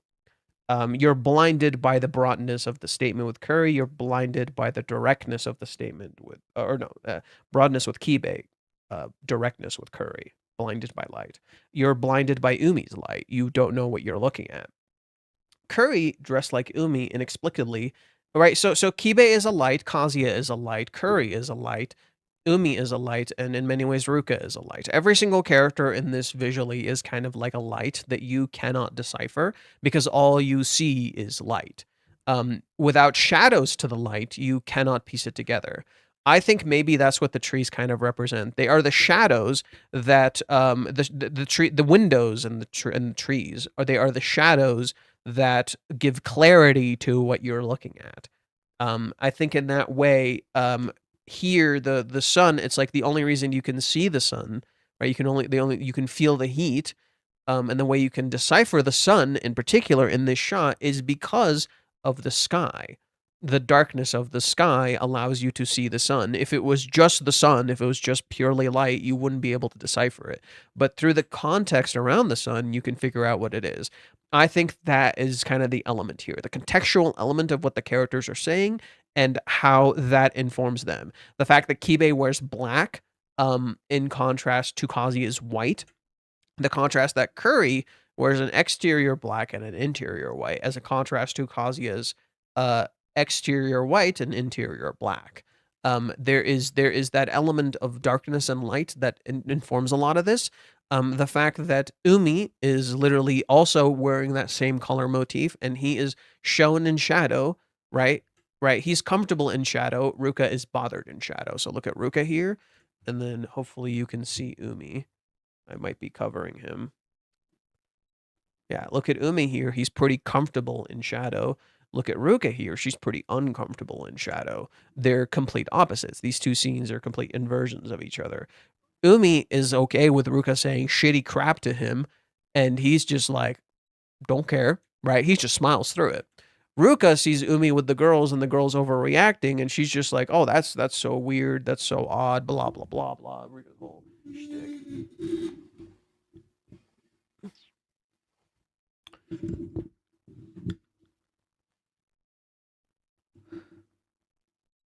There we go. Just gonna adjust myself there. Just commit to the bit. Now you can see everything. Just commit to the bit. Just now you can see everything. Okay. So where were we? Okay. So let's see. Curry. Okay. Curry, dressed like Umi inexplicably, gives a very opposite but similarly true advice. If you should take one thing away from him, there is a window of opportunity to love. Now, you may have picked up on Curry's outfit, but he looks like Minnie and Chizuru via expression. What?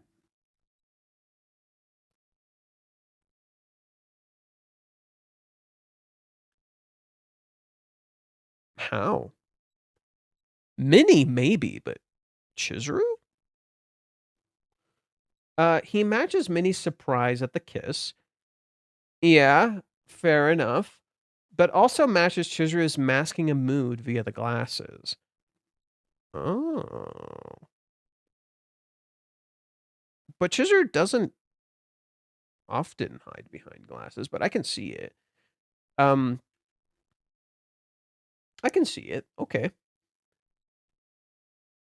I think that maybe since he tripped Kazuya from behind initially, that may foreshadow Umi surprising him from behind in a similar manner. He in particular kicked him down. He in particular kicked Kazuya down.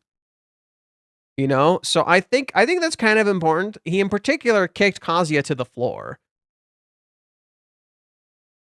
So, damn. Either this is foreshadowing Umi, or Umi is the opposite. Umi, ironically, didn't kick Kazuya to the floor. Right? Curry has been, like, treating Kazuya like shit, if you guys haven't noticed. He, like, spit seeds at him. He like, pushed him down. He kicked him. He's literally physically being abusive to Kazuya, even though he doesn't view it this way. You know, it's just brotherly love, bro, but he's literally physically being abusive to Kazuya, which is really ironic considering Ruka. So rather than, I think him kind of looking like Umi is more of an illusion. It's what you think Umi is. Curry is what you think Umi is. In reality, Curry is actually being very shitty to Kazuya. He kicks him down. He verbally pushes him around. He grabs him just like Kazuya used to grab Minnie. He's pretty much shaking Kazuya. He's touching him and like saying a whole bunch of shit that's really stupid and very idiotic as a direct mirror to Ruka. Curry, in my opinion, is meant to mirror Ruka. He is the same idiotic, foolish-hearted person who rushes in headfirst and says a whole bunch of nonsense and doesn't think it through. I think Curry's meant to mirror Ruka, not Umi. He merely looks like Umi. He's not Umi. He merely looks like Umi. He's an illusion to Umi. He's not actually Umi. But the fact that he dresses the same makes you think, what if this is Umi? Okay. I also think that the advice he gives us is supposed to be a clue to us into the fact that Kazuya could have ended this whole farce if he had gone back to Chizuru's place immediately. I suspect he was going to, but that Minnie was the final weight that convinced him not to. Yes, but at the same time, Curry didn't hear about the rejection. I think that's a big factor that, like, there's key information we're missing here. Right? Like, Curry is like, it was at the end of the date and she engaged it. It wasn't at the end of the date. It was the next day. It was the next morning. It wasn't even the same day. Right? And Curry misunderstands. He says, what, you stayed overnight? Then why did it stop at just a kiss? He's mishearing information. Kazuya is like, she kissed me in the next morning. Curry is like, you stayed overnight, then why did it stop at just a kiss? And Kazuya's like, I told you we're roommates. What the fuck are you on about? He's like, no way, we only went out one time on a date. He says, you dumbass, why didn't you push her down right then? Do you see how Curry is acting on the same broad strokes as Kibe? It's just more intimate. That's the only difference. He's acting on the same exact broad. He took one piece of information and purely operated on that, not considering any other context. He doesn't know about the rejection. He doesn't know that the kiss didn't happen right at the end of the date.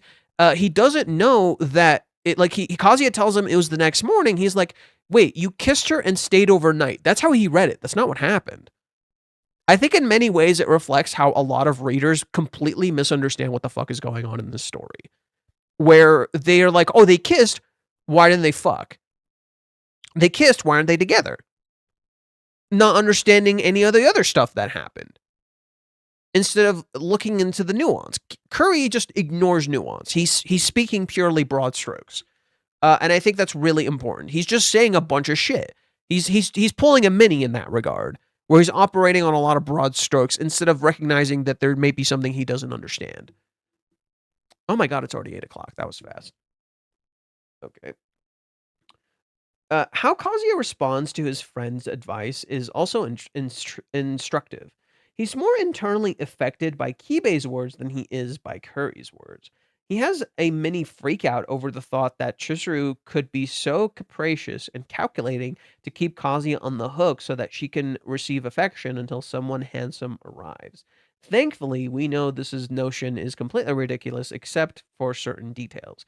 Chizuru isn't calculating or capricious, it's the exact opposite. Chizuru is racked with guilt and unable to make a decision at all while acknowledging the perception of how her actions appear. This disconnect between how both Kazuya and Chizuru think the other feels about them is one of the primary reasons why they are still not together. Curry's advice, on the other hand, Kazuya is able to rebuttal it very easily and forthrightly. I think this is a mark of growth for our hero Kazuya. No, it was the same as before. No, this is the same as before. His answer is quite the same. Nothing changed. If anything, his answer is more like Chizuru's answer. No, that what you're viewing as a mark of change is something he said before. It's just in a different lens. Okay.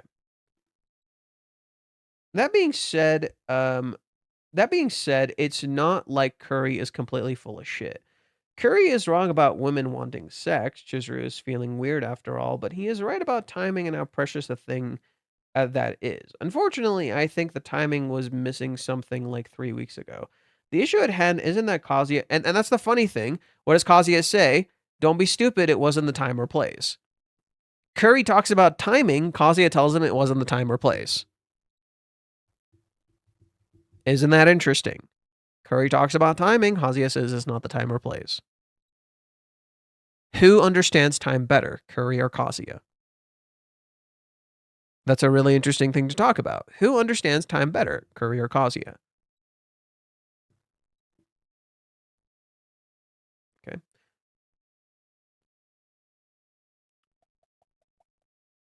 I think, yeah. The issue at hand isn't that Kazuya looks like a coward, though. Kazuya looks impeccable to Chizuru, and that he so saintly awaits for her dithering is also compounding her internal guilt.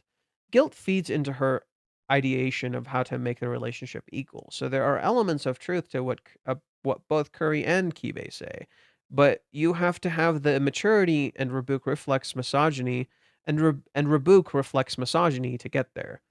At the heart of both Kibe and Curry's advice is a sense of boys saying boys stuff, and Kazuya doing the thing that to move to adulthood. When Kibe and Curry run into each other later, they both make fun of Kazuya's haircut. Are they making fun of it? His hair doesn't look good on him either.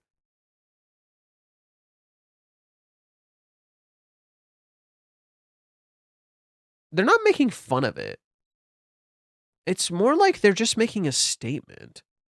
It doesn't feel like they're making fun. Look at it. Look at how they look. It's no something. This feels more direct. Something about the way this is done feels so much more direct than them just making fun of them. It's like they're just stating things they already know. No, I've talked to friends like this. No, I understand this scene really, really well. I've had moments like this in the past with friends where you just kind of say something you both know to be true. Like you look at this and you're like, this is stupid. Like, yeah, it is. It's like, why does it look like that? I don't know. Like, who thought this was a good idea? Like, I don't know. I fucking know. It's weird. It's more of a gnawing feeling that Kibe and Curry feel than it is making fun of him. They're not making fun of him. They're just seeing something wrong with this picture. They're looking at a picture and they're like, why is this picture wrong? Why does it rub me the wrong way? That's more of the feeling I get. Like they because we see both Kibe and Curry look at Kazuya and they find it weird. You know, and they're like, he just seems to be glowing. It's so weird. Right? Something's weird about that. So I don't know. That's not how I read it. I didn't read it as them making fun of him.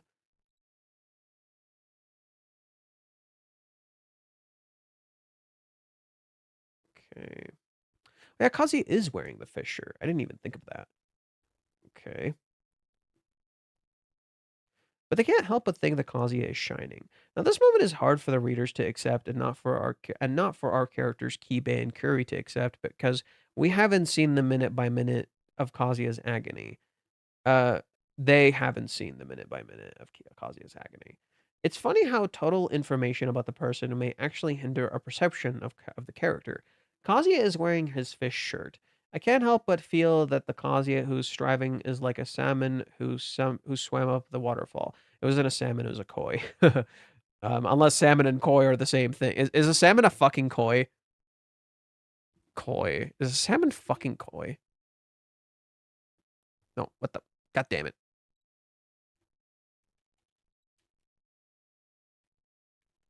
What is? It's a carp. It's not a salmon, it's a carp. So koi is a form of carp.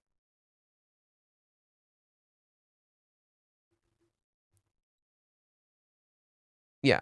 So a koi is a form of carp. Or koi fish salmon? Yeah, they're carp. They're not salmon. Have to clear that up.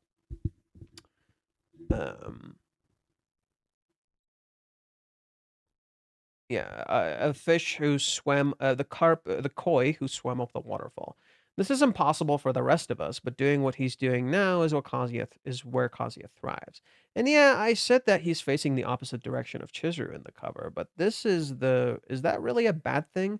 He's going a direction completely opposite to Chizuru, but he's maturing and beaming as a result.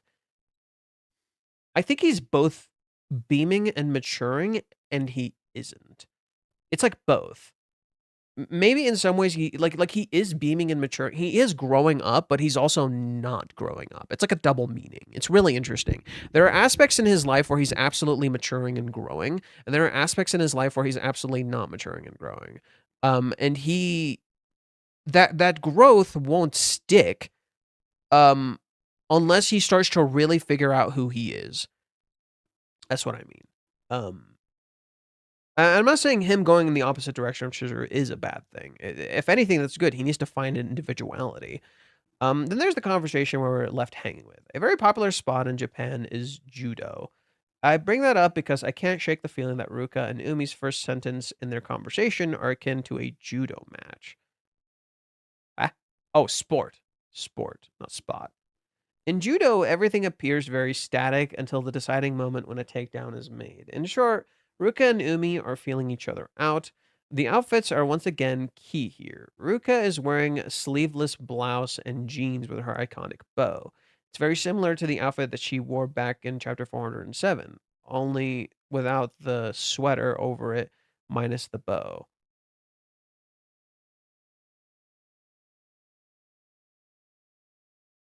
What? It looks completely different. What are we on about? It looks completely different. What are we on about? The fuck? It looks completely different. Unless I'm like hallucinating. She's wearing a shirt here and she's wearing jeans here. I'm pretty sure she's just wearing normal shoes. Yeah, no, it's not. Pretty sure she's just wearing normal shoes. Yeah, I don't see it. Strange comparison, but we'll keep going. Blah, blah, blah. Only without the sweater on, minus the bow. It seems that she's going into this trying to look mature enough to demand respect in the conversation. But the bow shows that she isn't looking to flirt. However, the sleeveless shirt may indicate that she's more vulnerable to sexual manipulation than she might initially appear. In contrast, Umi, like ogres and onions, has layers to his outfit and approach to the conversation. One detail in the very front layer is able to be seen through. Umi's wearing his heart and soul in front and center. So I think of it like this: Umi is using the truth, but as protection rather than real vulnerability. Oh, so a truth to disguise the lies. Maybe, maybe, but the fact that he's literally wearing his heart on his sleeve is kind of like an indicator to me, but the fact that it might be disguising something, I don't disagree with. This to me is definitely disguising something. He's saying the truth, but what's it disguising? You know?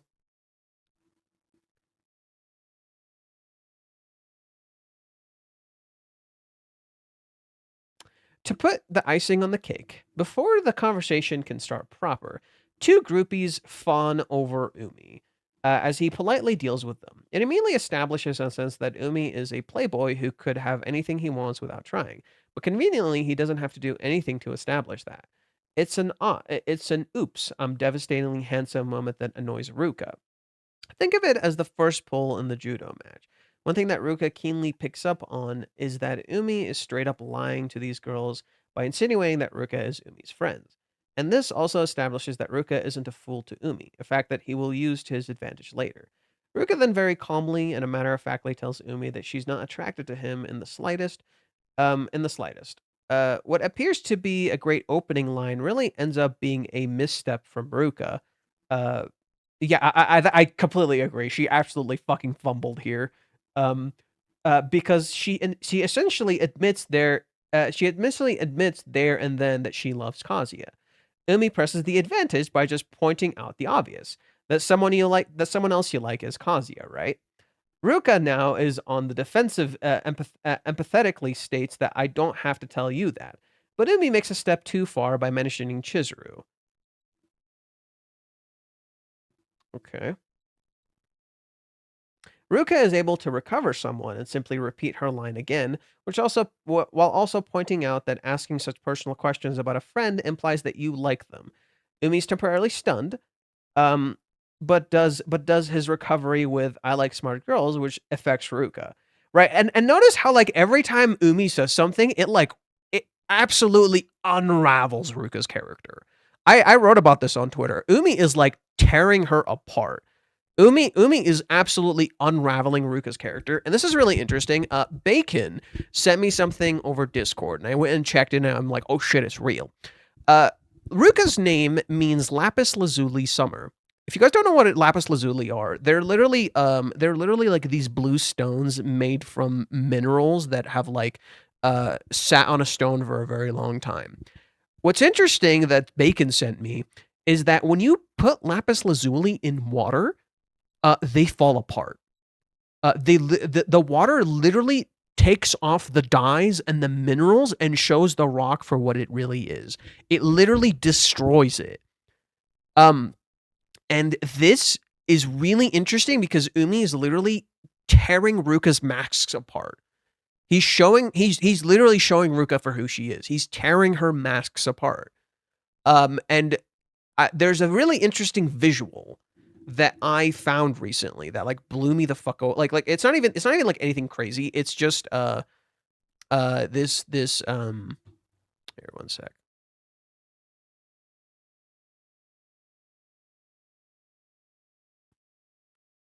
I was writing like we'll get into the thing I wrote in a little bit. But I wrote this analysis for Ruka and Umi. And what's really interesting is what I found near the very end. Look at this cover of Ruka. This is Ruka in how she's normally dressed. This is Ruka and how she's normally dressed. Then when you take apart all the glamour, all the blue, and all the disguises, what do you see? Right? All of the beauty is literally disappearing. It's just black and white. Right? All the color and glamour is gone. She's not glowing anymore. Look at how she glows here. She's not glowing anymore. Literally like a lapis lazuli just soaked in water. The color is gone. The color is drained. Reiji cooked. Okay.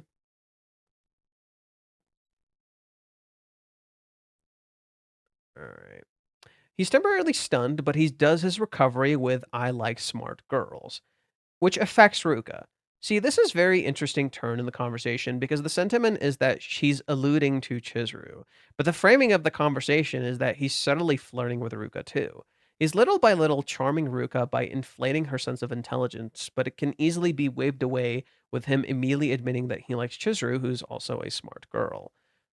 At this point, in the conversation, Ruka has basically taken the bait.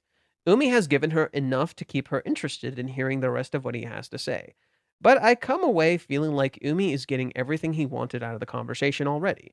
Ruka is weary, sure, but he's pulled her into his circle by flattering her, by flattering not her looks, but her never before complimented intelligence. No, she's still quite weary. I don't know about that. And he shrewdly ties it into a mutual benefit. Like, look, I know you don't like me, but you're here for a reason, right? That's all I care about. So what does it all amount to? For me, it appears Umi has carefully set things up to enlist Ruka as his ally. I don't know. I don't know about that.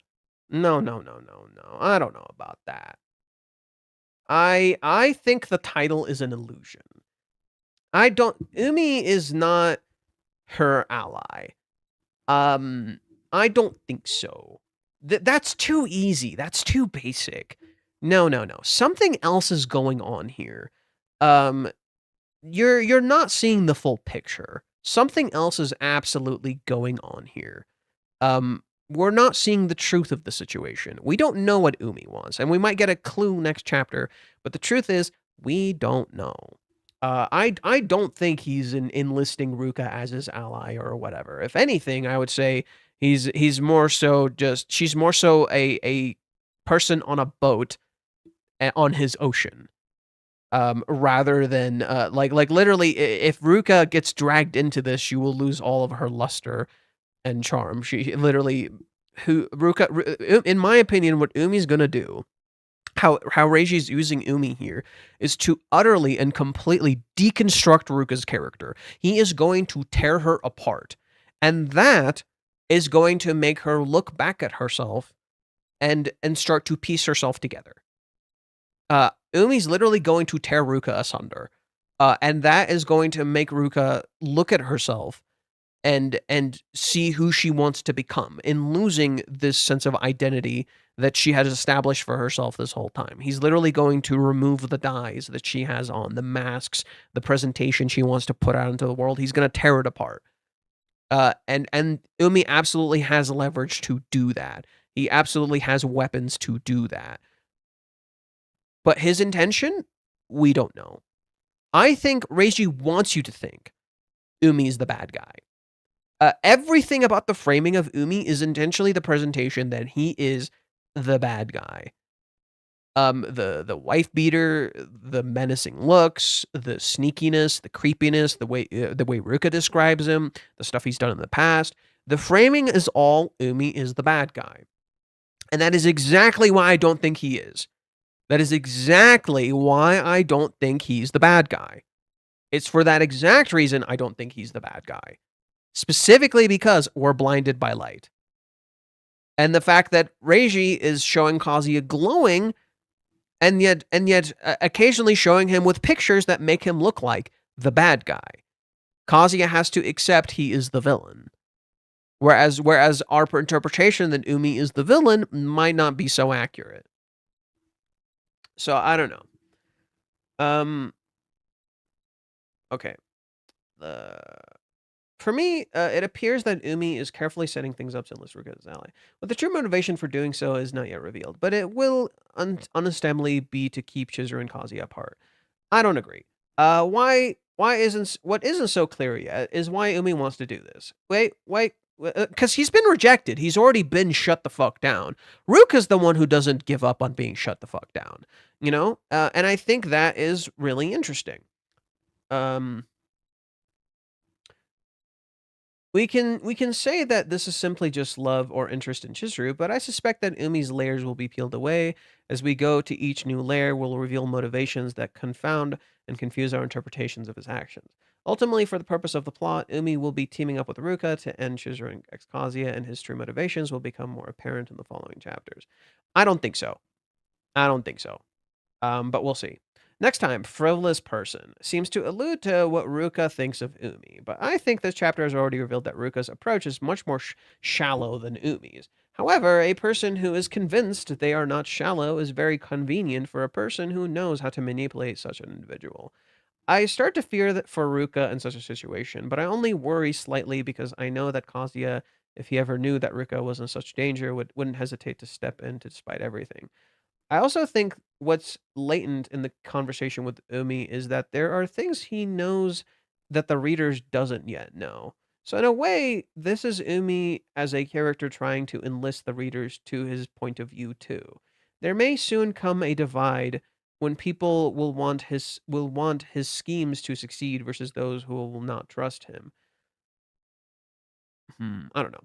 I guess you can count on me, you can count me in the latter camp, but I think it's less about whether readers can trust Umi and more about a situation that appears very black and white now because much more messy and fraught. I think this is the opposite. Mommy's entire because what you're describing is straight up Hawaiians, and that's why I think this is not what's happening.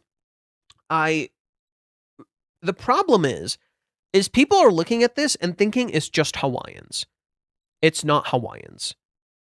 This is absolutely not Hawaiian. What you described is literally Hawaiians. It's not Hawaiians. This arc, in my opinion, is about the complete opposite of Hawaiians. Whereas Hawaiians was about black and white, right? Just the most black and white shit, and no in between. No in between whatsoever. Absolute fucking extremes. This arc, in contrast, is the literal opposite. It is about the gray. All the messy shit. Every single messy aspect. This is not going to be black and white. This is going to be messy, uncomfortable, and like very, very, very real. It is the flip of Hawaiians. Whereas Hawaiians is presented as black and white when it's very gray. This is gray when in reality it can be quite black and white. Right, some aspects of this can be absolutely much more black and white. In particular, Ruka's actions, right? While Ruka's actions can be interpreted as quite gray, they're pretty black and white. I think this arc is literally kind of the flip of that. It's like, okay, you're viewing your actions in a very particular way. That's not the truth, right? What Ruka did can be gray to some degree. It's pretty fucking black and white. What she did was sexual assault, fucking period. Right? And I think that's what Reiji's going to do. It's like, okay, no, you got to start seeing your actions for what they are. Right? So this arc is going to delve into the messiness to show the true nature of the events. The things that you're not seeing. The true like absolute instances of what actually happened. It's the opposite of Hawaiians. Whereas Hawaiians speaks in absolutes when there is no absolutes in anything. This arc is the opposite. It's going to speak in, it's been doing this, it's been speaking in vagueness, in a lack of certainty, in a lack of clarity in what the fuck is going on. In reality, what's going on is pretty fucking clear. Kazuya is running away. Chizuru is not actually facing him. Ruka sexually assaulted Kazuya. Mommy is Kazuya's abuser, and she's pretending like she's fucking in love with him and all that shit, but she's not facing the fact that she did horrible things to him. There's a lot of, like, just straight up facts that are happening here that you can absolutely talk about. And that is, I think, what this arc is going to do. It's gonna speak in the messiness in order to speak about the truth. This arc to me is about accepting the truth. It is the opposite of Hawaiians. Hawaiians is about confronting your lies. Hawaiians is about confronting your lies. All the lies everybody tells themselves. All the lies that we are constantly doing. This is about accepting the truth. That is very different. Right? Hawaiians is fundamentally built on lies. It's all these lies that you've told just catching up to you. Every single lie you've told is just catching up to you. And you have to face the consequences of your actions through the lies that you told. This is the opposite. This is you continuing to not face the truth and what that will cost. It is the consequences of your actions, not in the lies that you told, but the truth that you avoided. That is the consequences of those actions. In particular, it's showing the characters for who they fundamentally are. That is why I'm saying Reiji is literally leveraging Umi to tear Ruka asunder. Because he is going to completely deconstruct her and be like, okay, look at who you are. Look at yourself. Look at what the fuck you're doing. Look at all this shit. All this for love, for that. You've torn a relationship apart. You destroyed the love you so deeply cared for. You're so committed to this thing so fucking desperately that you don't even give a shit about what the person you love thinks. You don't fucking care anymore. That's where you ended up. That's what you're fucking doing. Is that who you want to be? That's what Reiji's doing. He is tearing Ruka a fucking sunder. And I think he's going to do the same to Mami's character. He's going to do the same to Kazi. He's going to do the same to Chizuru. All these characters are going to get that, like, big, get fucking wrecked wake-up call. Where it's like, look at what you're doing. Look at the life that you're living. Are you happy with this? Are you content with who you are? Right? Kazuya, are you okay never facing your love? Are you okay letting other people get hurt if it means you're happy? Are you okay just kind of facing away from this forever?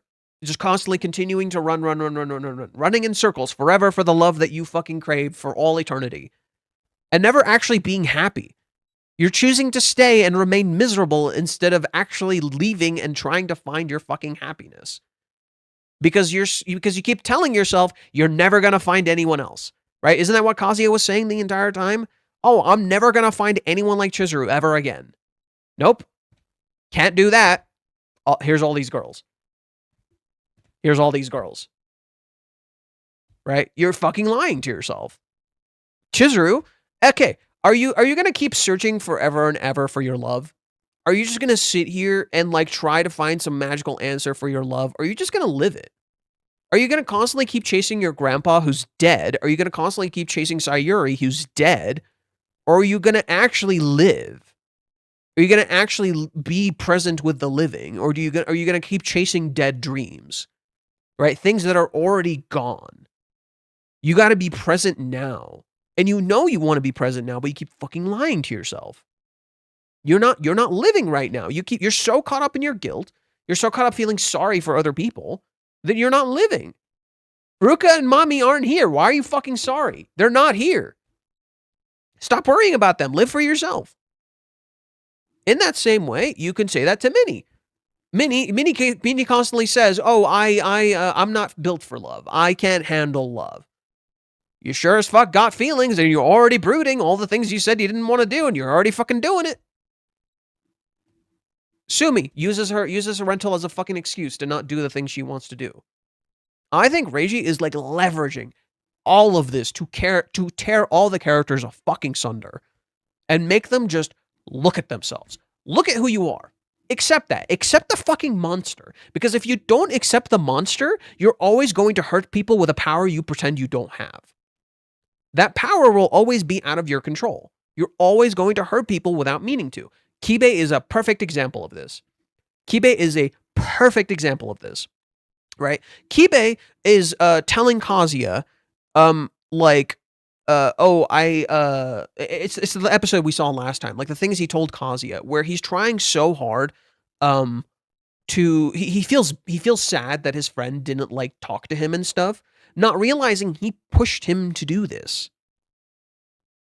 And he does that again, where he's just like, okay, if you break up this time, I'll kill you with a fucking chainsaw because you picked her over me. I'm sad over that. Instead of just admitting he's sad and he wants Kazuya to care about him and being vulnerable and honest with his friend, he instead berates him and puts pressure on him in the same exact way he did before. And Kibe has to see how he hurt Kazuya, how he was a terrible, horrible friend. While Kazuya is the person framed as the terrible, horrible friend. Kibe did a lot of this. So did Nagomi. So did all of these characters. Ruka doesn't realize the physical power she has over Kazuya. She pretends she's weak and she can't do anything as she literally physically assaults him. Chizuru pretends like she lies to herself, telling herself that she can't do anything. She can't kiss him. She can't touch him. Bitch, you fucking can. I didn't mean to call her bitch, but like, come on, you fucking can. Like, stop pretending you can't. You can. You just keep telling yourself it's impossible. You can't live this way. You can't live these lies. You have to accept the truth. You can do these things. Sorry, I went on a whole rant, but I genuinely think that's what he's doing. That is the purpose of this arc. It is to reveal. It is rather to make you see the truth. The point of this arc is the opposite of Mommy. Mommy is gaslighting you. She's showing you a false truth. She convinces you of a lie. She convinces you of a cruel truth, a truth that's not real. Umi is the opposite. Umi is showing you the truth, the real truth, the truth you must accept. He is the hidden truth. You must see reality. You must accept the reality. If you are ever going to live in this world, you must accept the reality. You need to accept the truth. Not the false reality you convince yourself of, the actual truth. The first and second half of the chapter are in a conversation with each other. I said the same thing. In the conversation with Umi, you could see how he utilizes Kibe's advice to compliment and affirm Ruka, despite Ruka's clear indication that she's not interested at all in Umi. It was somewhat undetermined undermined, my bad. Undermined when she was surprised by him saying he likes smart girls. There was not a mention of Curry's advice, however. But I get a sense that Umi is feeling like a window of opportunity is closing for himself. He's the only one who knows that Chizuru and Kazuya are 5 minutes from getting together. They are getting in their own ways. So if he can disrupt them in a critical moment, the chance to be with Chizuru might open up for him, especially if it does not look like he had a direct hand in disrupting them. Again, I don't think this is the reality, but whatever. Umi has never been as proactive in the story as he is now. But that doesn't make sense. You know, that what you're describing is Ruka. What you're describing is Ruka. I'm gonna be real. Ruka has said all of this. What you're describing is Ruka, and that is nothing but lies. Umi does not represent this. Umi represents hidden, uncomfortable truths. What you're describing is Ruka. This is just straight up Ruka. She is the one who thinks she can get lucky. She's the one who thinks if it's not her, literally, these are her words verbatim in chapter 407. These are her words verbatim in chapter 407. Like straight up. It's right here. If I told her about it, I wonder what would happen. I bet she would be shocked. Would I have a chance then? But then she says, if I tell her, he would hate me and reject me. So what if I don't do that directly? I wasn't lying about how I felt. No matter how the relationship progresses, I don't want to ever leave Kazuya-kun. But if I'm lucky, you're literally describing Ruka. You're not describing Umi. Umi has yet to indicate this. You're operating on what Ruka has said. Could I ever really do such a thing, though, if he loves Chizuru's-san? I think Umi, without meaning to, will trigger her to do such a thing. Umi, without meaning to, will trigger her to do such a thing. Ruka will cross a line. I think that's what's gonna happen. Umi, in trying to show Ruka the reality of the situation, it might lead her to cross a line. She might go too far. This line that Ruka's afraid to cross, she might cross it. And I think thematically that would be fucking incredible because she doesn't realize the line she crossed with Kazuya already. So in crossing this other line, she doesn't realize what she just did. And that's how it would be the big wave that puts a stop to everything. If I force them to break up, he could end up hating me. That would completely defeat the purpose of doing it. And yet, she's already doing that. And her words literally mirror Chizuru saying, her thinking about Kazuya defeats the purpose of her working on her play. And yet, that's already happening. The whole point of the reason you're doing the play is for Kazuya. You thinking about him and telling yourself, I shouldn't think about him, I should focus on my play, defeats the very purpose of the reason you're doing your play. Just as Ruka right here is saying, this defeats the purpose of me doing, me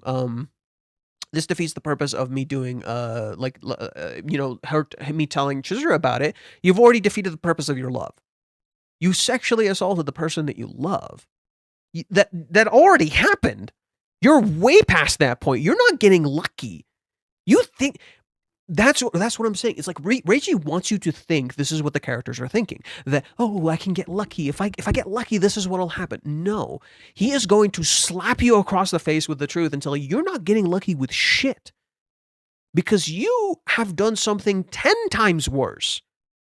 It's like when a person commits a crime without realizing it.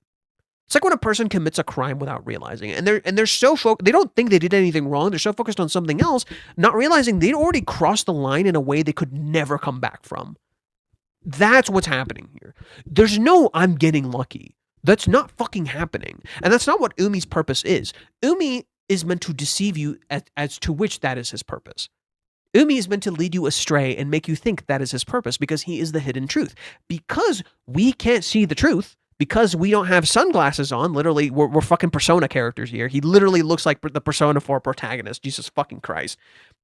Because we don't have our glasses on and we can't see past the fog, we can't realize the reality. That's not what Umi is doing.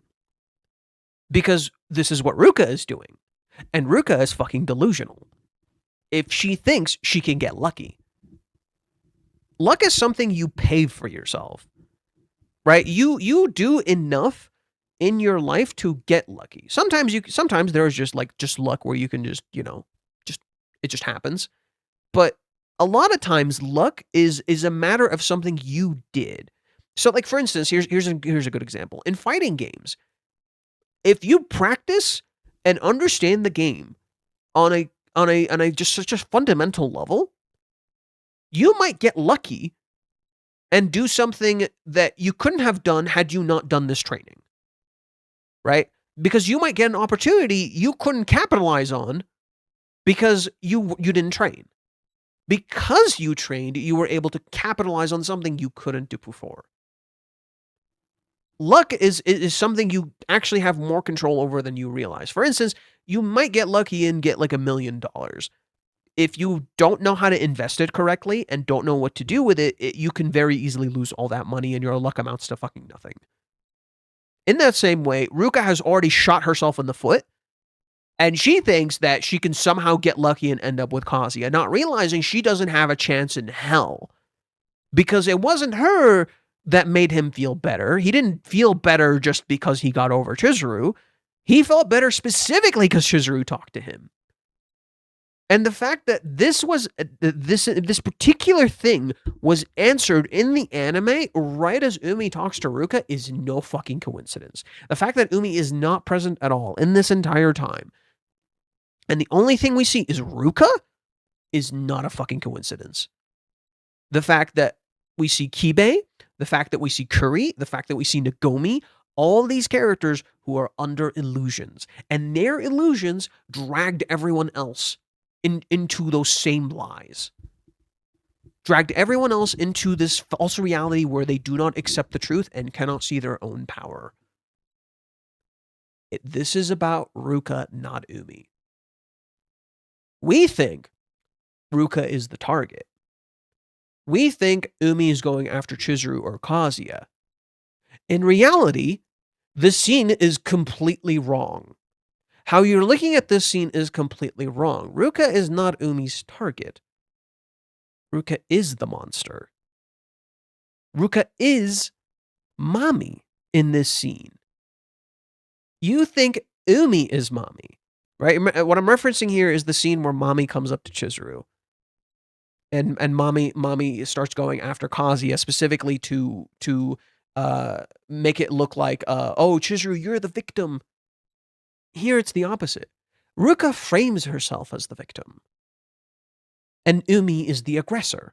That is the framing of the scene. The framing of the scene is that Umi is the aggressor and Ruka is the victim. It is the opposite. Ruka is the aggressor. Ruka is the danger that is so small that you don't think it's dangerous. Ruka is the problem. But you don't think Ruka is the problem because it looks like Umi initiated. Right? Umi is after something. You're so certain Umi is after something that it must be bad. I genuinely think this is the opposite. Ruka is the problem. The only enemy in this boat is Ruka herself. Ruka's worst enemy here is herself.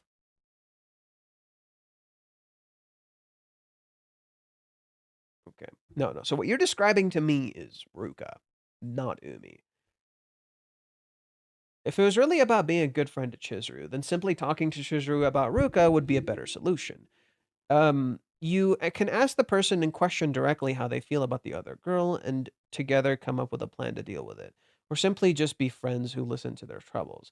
The fact that he's taken such a secretive and circuitous route tells us that there's some plan in his actions that are simply not about being good friends. Absolutely.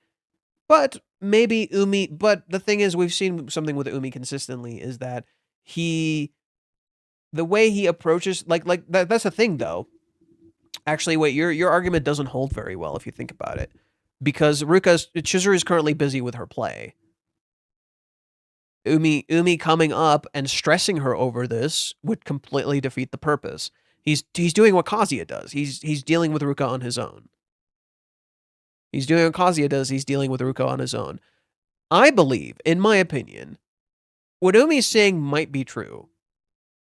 And the irony is, as he's trying to stop Ruka or temper Ruka, he sets her off. That is such an Umi thing to do. That is such an Umi thing to do. Who are we fucking kidding? That is such an Umi thing to do.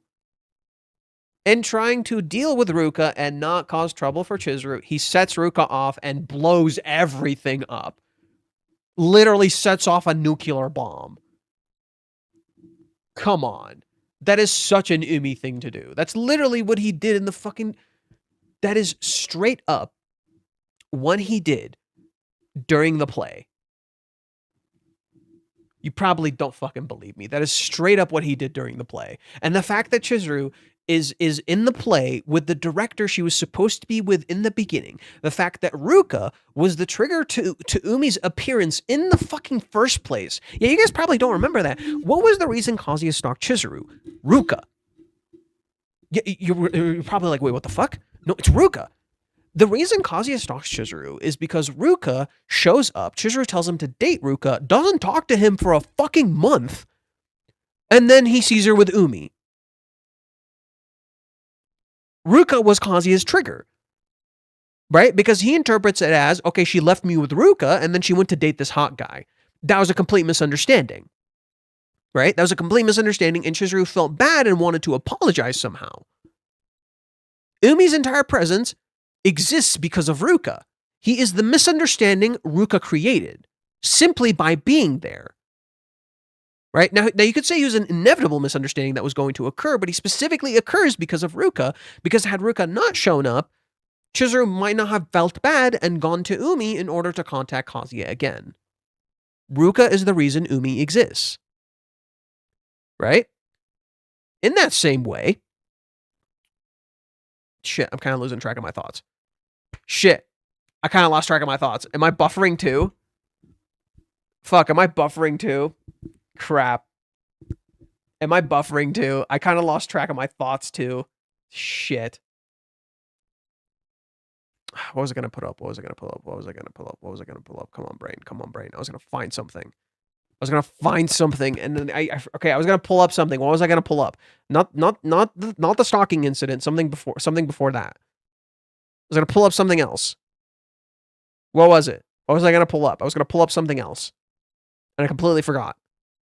I mentioned something to you guys. Fuck, what did I mention?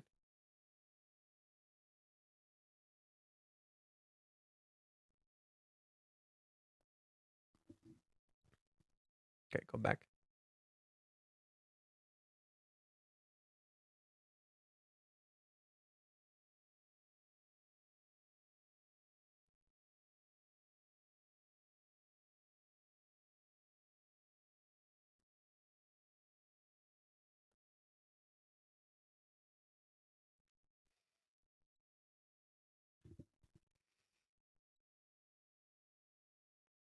I remember. It was the play. It was the play. It was the play. I was going to pull up the play. No, not Umi visiting the home. It was the play. So in the play, Umi, in trying to help Chizuru, makes it worse. Right now, we're literally calling back to the play. We're literally calling back to the play. The play that Chizuru was in, that Umi got her into, was trying to get her to act for this particular director so her acting career should succeed. Right? Now she's literally acting for that director. She goes to meet Umi and meets up with all of the crew. Remember when she goes to reject Umi? She meets Umi and she meets him with all of the crew that were present in that same exact play. We see that same girl, Shiori, who got her spot from that particular director, present there, and Chizuru replaces her this time, rather than Shiori replacing her. Okay? Now, who remembers what happened in the play? In the play, when Chizuru fails and she leaves, she goes home and she's sad and she's upset, right? It's chapter 52.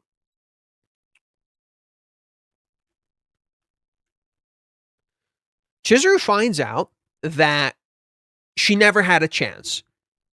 the ops won. She didn't matter. She's leaving, right? She's all dressed and she's trying to sneak away. He's like, Chizuru, you're not coming to the party? Sorry, I'll be in touch. Just leaves. Umi's like, what the fuck? So something went wrong. Shit. Okay.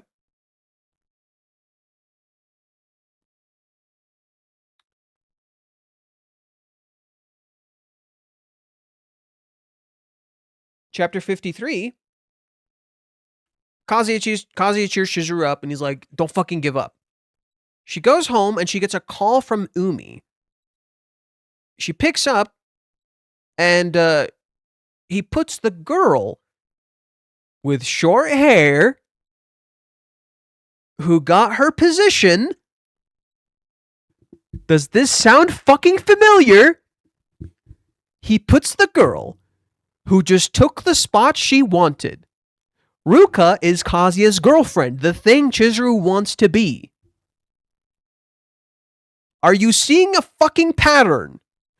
Umi puts the girl who took Chizuru's spot on the phone to thank her for giving her the spot that she wanted.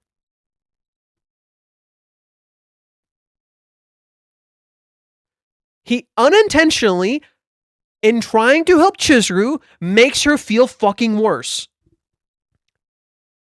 So bad, she fucking starts crying. Right? Because he made her feel like all her effort amounted to fucking nothing. Chizuru now is putting all this effort to try and fix things, and now she might hear from Ruka that Ruka had sex with Kazuya. And this time, it might even be true. Right? Maybe Ruka will, like, tell her something happened, and she'll, like, do this, like, weird description that Chizuru will just understand. Right? And then she might ask Kazuya, and it's real, and Chizuru is just wrecked. Chizuru is just utterly wrecked. Umi is gonna set Ruka off. In the same, and Ruka is gonna tell her literally the thing that like indirectly happened, and you know how Ruka lied in Hawaiians about this thing happening? Hey, look, it actually happened now. Hey, look, it actually happened now. Get fucked. Right? And Chizuru is met with a cruel reality of her actions, that the thing she was afraid of, that Minnie literally told her that Chizuru visually imagined, happens. And she loses the person that she loves. Umi is going to set Ruka off without meaning to. And it's going to shatter everything. But that is exactly when it can be repaired. Because in accepting the reality of the situation and in seeing how things went horribly wrong, you can start to fix it. That's what's going to happen. Ruka is going to blow up in Chizuru's face. It's right there in your face. It's right there. Come on, I was even talking about this when we were watching the anime episode. I was literally saying this in the fucking anime episode where we see Shiori and I'm like, that's oddly convenient. A girl with short hair who got Chizuru's position. Huh. Just as Kazuya goes and talks to Ruka. It's literally at the same time. You guys probably don't remember that. It's literally at the same time. Like, it's not a fucking coincidence. It's no way in fucking hell it's a goddamn coincidence that Reiji shows these two particular characters together right as Ruka returns. Right? 3-month time skip. This is Ruka's first appearance.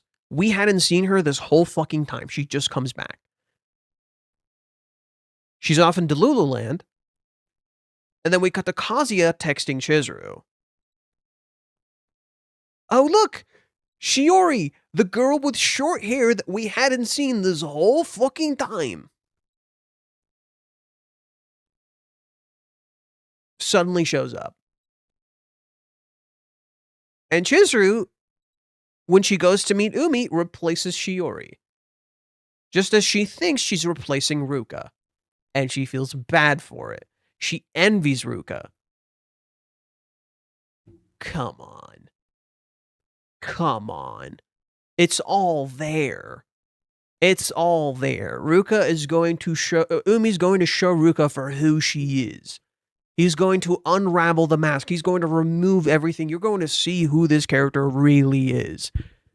Ruka is going to fucking destroy everything in her pursuit of love as a direct mirror to Kazuya. And Umi is unintentionally going to set her off, and he is going to see the consequences of his actions. That he keeps trying to help Chizuru, and all he does is make it worse. That he can't help her. That the person who can really help her is Kazuya. And Umi is going to probably admit that to him, that he's just trying to help and he makes it worse. Him being calm, him being under control, him doing all these things makes it worse. Because in keeping all these secrets, in trying to do it this way, it just causes more problems. It is a direct call out to Kazuya's own behavior.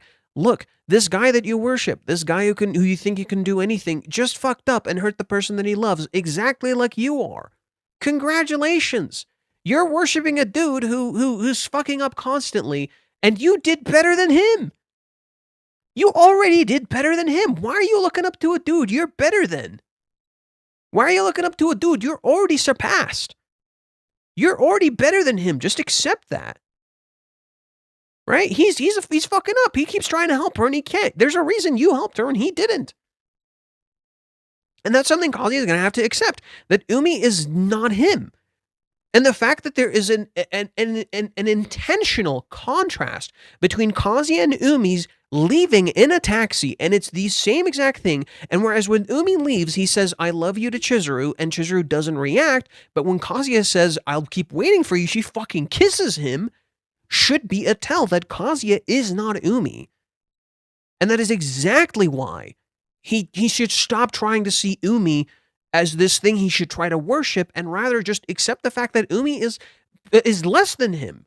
That Chizuru fell in love with Kazuya and not Umi. For a fucking reason, because Kazuya actually was able to help her and connect to her and understand her, whereas Umi couldn't. That would not lead to Chizuru canceling July 11th. Possibly. Who knows what Chizuru is gonna do? I don't know how Chizuru is gonna react to all of this. But ironically, this also introduces another thing. Remember how Minnie kept Ruka a secret? If she had told Chizuru, Chizuru might have been able to get a better answer from Kazuya. Because Minnie chose to keep it a secret, it made it worse. In trying to avoid hurting Ruka, both Kazuya and Chizuru hurt her more. But because of that, she's gonna grow up. Ruka has to grow the fuck up. That's the sad reality here. Ruka has to grow the fuck up. She has to see what the hell she's fucking doing. She has to see what the hell she's fucking doing. And I could see Ruka falling apart because of this. She's gonna fall apart because she's gonna see how much she hurt Chizuru. I could see Ruka seeing how much, like, she's gonna pull the trigger and she's gonna see how much she really hurt Chizuru. And it is going to fuck her up. And Kazuya might try to help Ruka, and he can't. Right? And ultimately, it would be Ruka pushing him to help Chizuru, the person who actually needs help. Would Kazuya then snap at Ruka? It really depends. It really, really depends. I'm not 100% sure. I think if Ruka falls apart or something, or if Kazuya hurts Ruka in, like, snapping at her, he would try to fix things, but he can't fix things with Ruka. She hurt him. Right? I think things are just going to get really fucking messy from here on, but Ruka is the trigger. The fact that Ruka is literally placed right here in the center, I feel like is an indicator for me. The fact that Ruka is placed right here in the center, she's literally perfectly in the middle. Right? She is the interconnecting thread between everything. Right? The thing no one sees, but the biggest problem. right? No one sees Ruka. No one looks at her. She's the biggest problem. Yet she is probably the smallest thing here besides Sumi. And I think that's going to be Ruka is going to be the trigger. Ruka is going to be the trigger. I genuinely believe, though. The Iblis trigger. Who remembers Sonic 06? Who remembers Sonic 06, bro?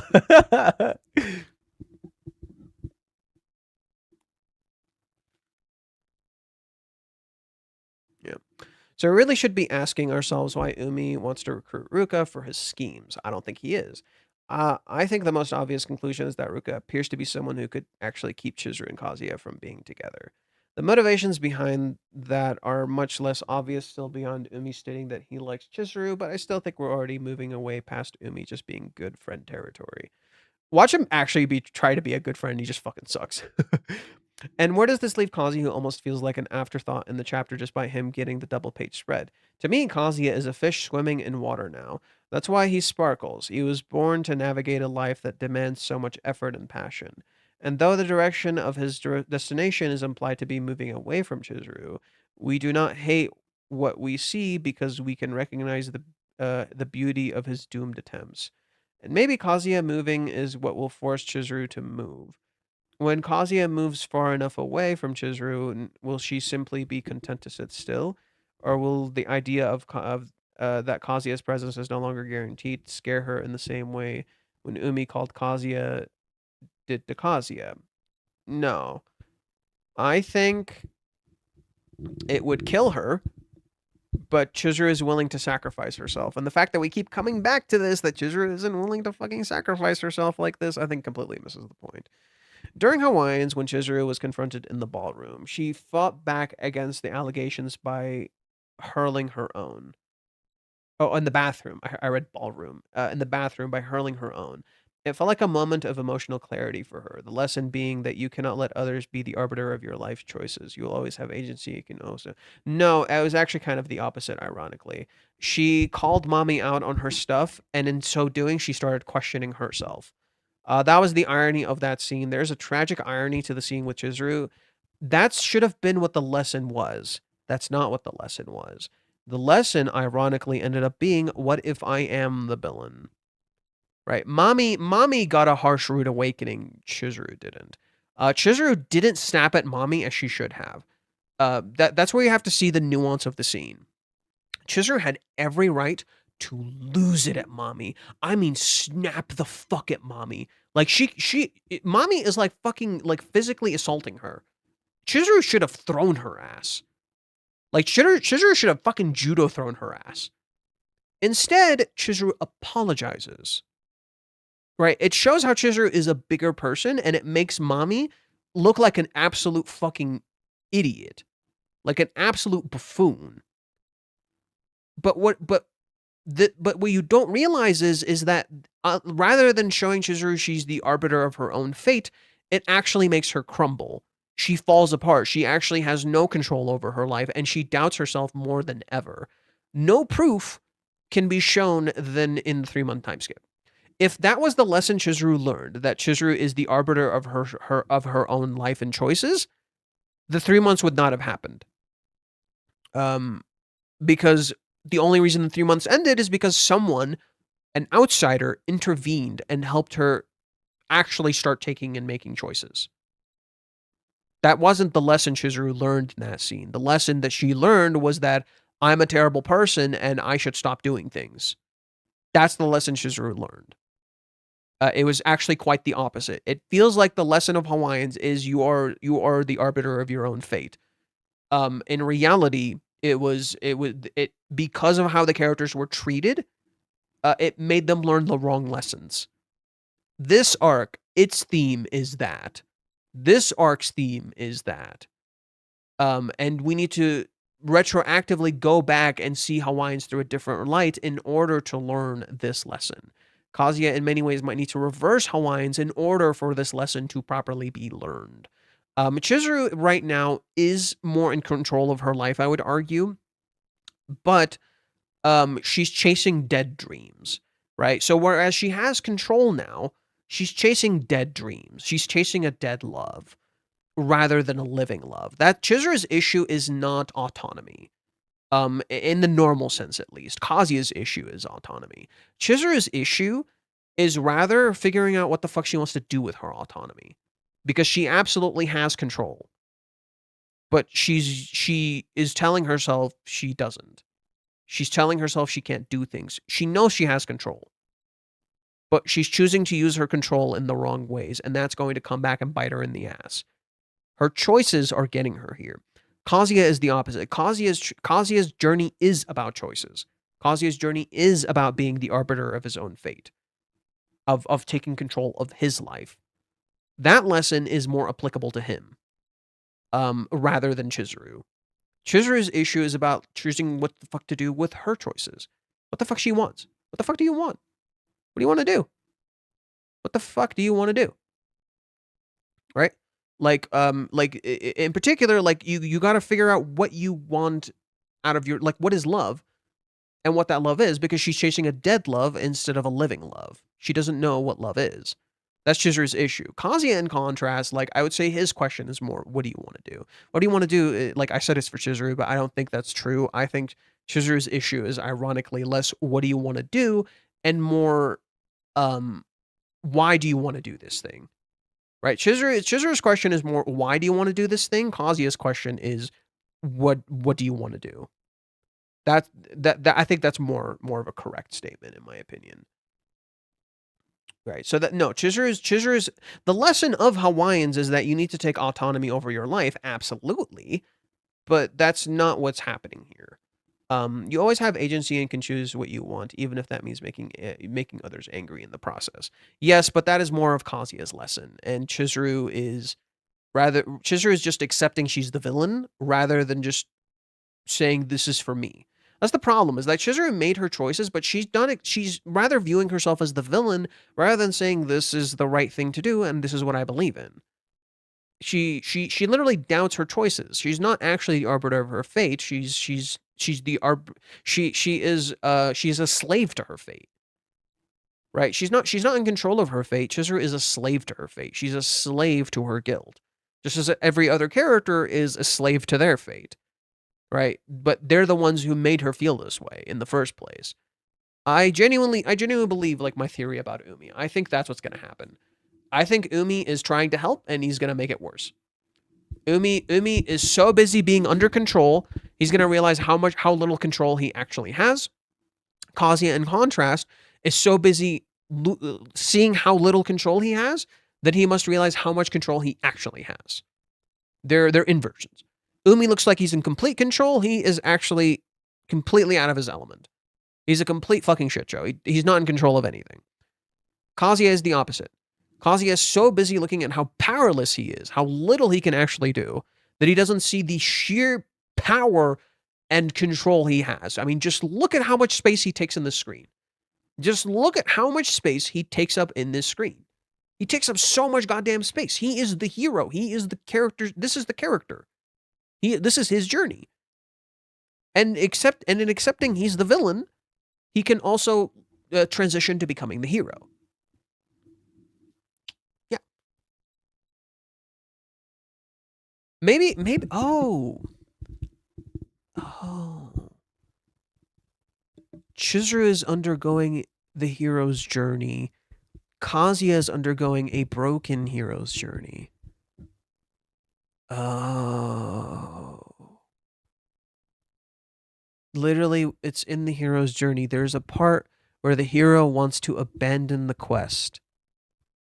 And that is when the mentor arrives and helps him not abandon the quest. Okay, that's gonna happen soon. He's gonna, and then Kazuya is going to have to confront Chizuru and the reality of the situation. Okay. Oh, I'm seeing this. Oh, my vision is like my fucking mind's eye, dude. Who is the mentor? Ironically, it's either the mentor or a spiritual figure. Umi. I think so. It's the thing I described before. When Umi shows up And he tells Kazuya, "You're the one who fixed everything. I genuinely envy you. You're the one who actually did what I couldn't do. I wasn't lying. I genuinely straight up envy you. You are the hero of this story. You're the one who can do it. I can't. I genuinely believe this is what's going to happen. Kazuya might want to give up. And Umi's going to show up and be like, you're the one who actually did everything. I can't do anything. I'm the one who caused this mess. It's my fucking fault. Right? I'm the one who tried to help and made it worse. You are the hero of this story. In that case, Umi would be the spiritual guidance or the mentor. And Umi literally represents the ocean. Literally the symbol of freedom. The thing Kazuya, it holds everything Kazuya loved, marine life. Umi is the reason Kazuya got the phone case in the first place. How will Umi come to realize that? He will probably see how his actions hurt Chizuru. He's gonna see her like down in the dumps like she was in in the movie arc. Remember how in the movie arc he described that he saw Chizuru was like doing horrible and then she suddenly started to feel better? What's the reason she started to feel better, Kazuya? And then he's going to see her again, she's going to be doing horrible. And he's going to accept that Kazuya is the one who can change everything. That it was him. And he would come to Kazuya and tell him, you're the one, dude. You can do it. Literally the hero's journey. God damn, it's all there. That's crazy. That's crazy. It's all fucking there. That's bonkers. Bro. And then you look at Mommy and she's totally idle. She doesn't do anything. She's literally stagnant. She doesn't fucking do anything. Oh, dude. This is how, if this arc plays even remotely like this, I will never let it down. If the arc plays even remotely like this, I will never let it down. I will never shut the fuck up. I will never shut the fuck up. Okay. So let's read this analysis thread I made really quick. It's pretty small. It's not that big. Well, at least it doesn't look big. The current arc is called Enemies in the Same Boat. We saw Umi seemingly accept his rejection, but Ruka refuses to. It's as if Ruka does not realize she and Umi are in similar positions. The title might be an illusion. Umi is not the boat. He is the sea the boat is on. Right? Or maybe it's the opposite, right? He should be the sea the boat is on, or maybe he is the wave that lifts the sea and causes the storm, right? His wave causes the problems. But what triggered the wave? There was an earthquake, right? Because that's how tsunamis work. Like it triggers. So, but also the moon. I'm gonna shut up. The moon is part of the reasons we have waves, but also earthquakes. Mommy sits next to Ruka and Hawaiians, acting as if they are in similar boat. She then descends from her position into the water and looks up at Ruka, asking what she would do if Mommy did something. Mommy's last name means 7 seas. But that's the thing. Look at Mommy and Ruka. Right? They literally sit in a similar position. They are both merely observers. And Mommy dives into the water. And she looks up at Ruka. Umi's first name is Ocean. He is the ocean. Mommy's last name in 7 seas. She is not the ocean. She uses the authority of the ocean, which is her family. Mommy is Ruka's dark reflection. So if Umi is the sea and Ruka is the boat, Ruka is in the boat, isn't her enemy also herself? Not Umi. And I tried to visually convey that here. She's looking at Umi here, but then the panel posed to Ruka. Umi's not her enemy. Ruka is her enemy. You have no enemies. The only enemy is yourself. your bias, your perception. The title tells you there is an enemy. Therefore, there is. Umi looks malicious. Therefore, he is. But he has yet to actually do anything outright evil. Yet Ruka assumes he is evil and creepy as the readers do. If we cannot face the enemy within ourselves, how can we face the real evils of the world, of the reality we live in? Doesn't that match perfectly what I just described with Kazuya? Kazuya thinks he's powerless, thinks he can't do anything, thinks he's pathetic, thinks he can't help anyone. That is his enemy, himself. That he convinced himself he is fucking powerless. And yet, if he faces the reality that he is not powerless, that he has lied to himself, that he has lived a lie this whole time, that keeps telling himself he can't fucking do anything when he absolutely can, then he can truly face the real evils of this world, the real problems. This connects perfectly with Kiba and Kuri, who operate on their own perception that are founded on false truths contradicted in this very chapter. Just as Kiba and Kuri make false statements about general topics and Kazuya, they too fail to see Kazuya's truth as well as his lies. All they see is light. This too matches Ruka with Umi. All she sees is lies. Not what the lies did. Ironically, protect her from invasive fans.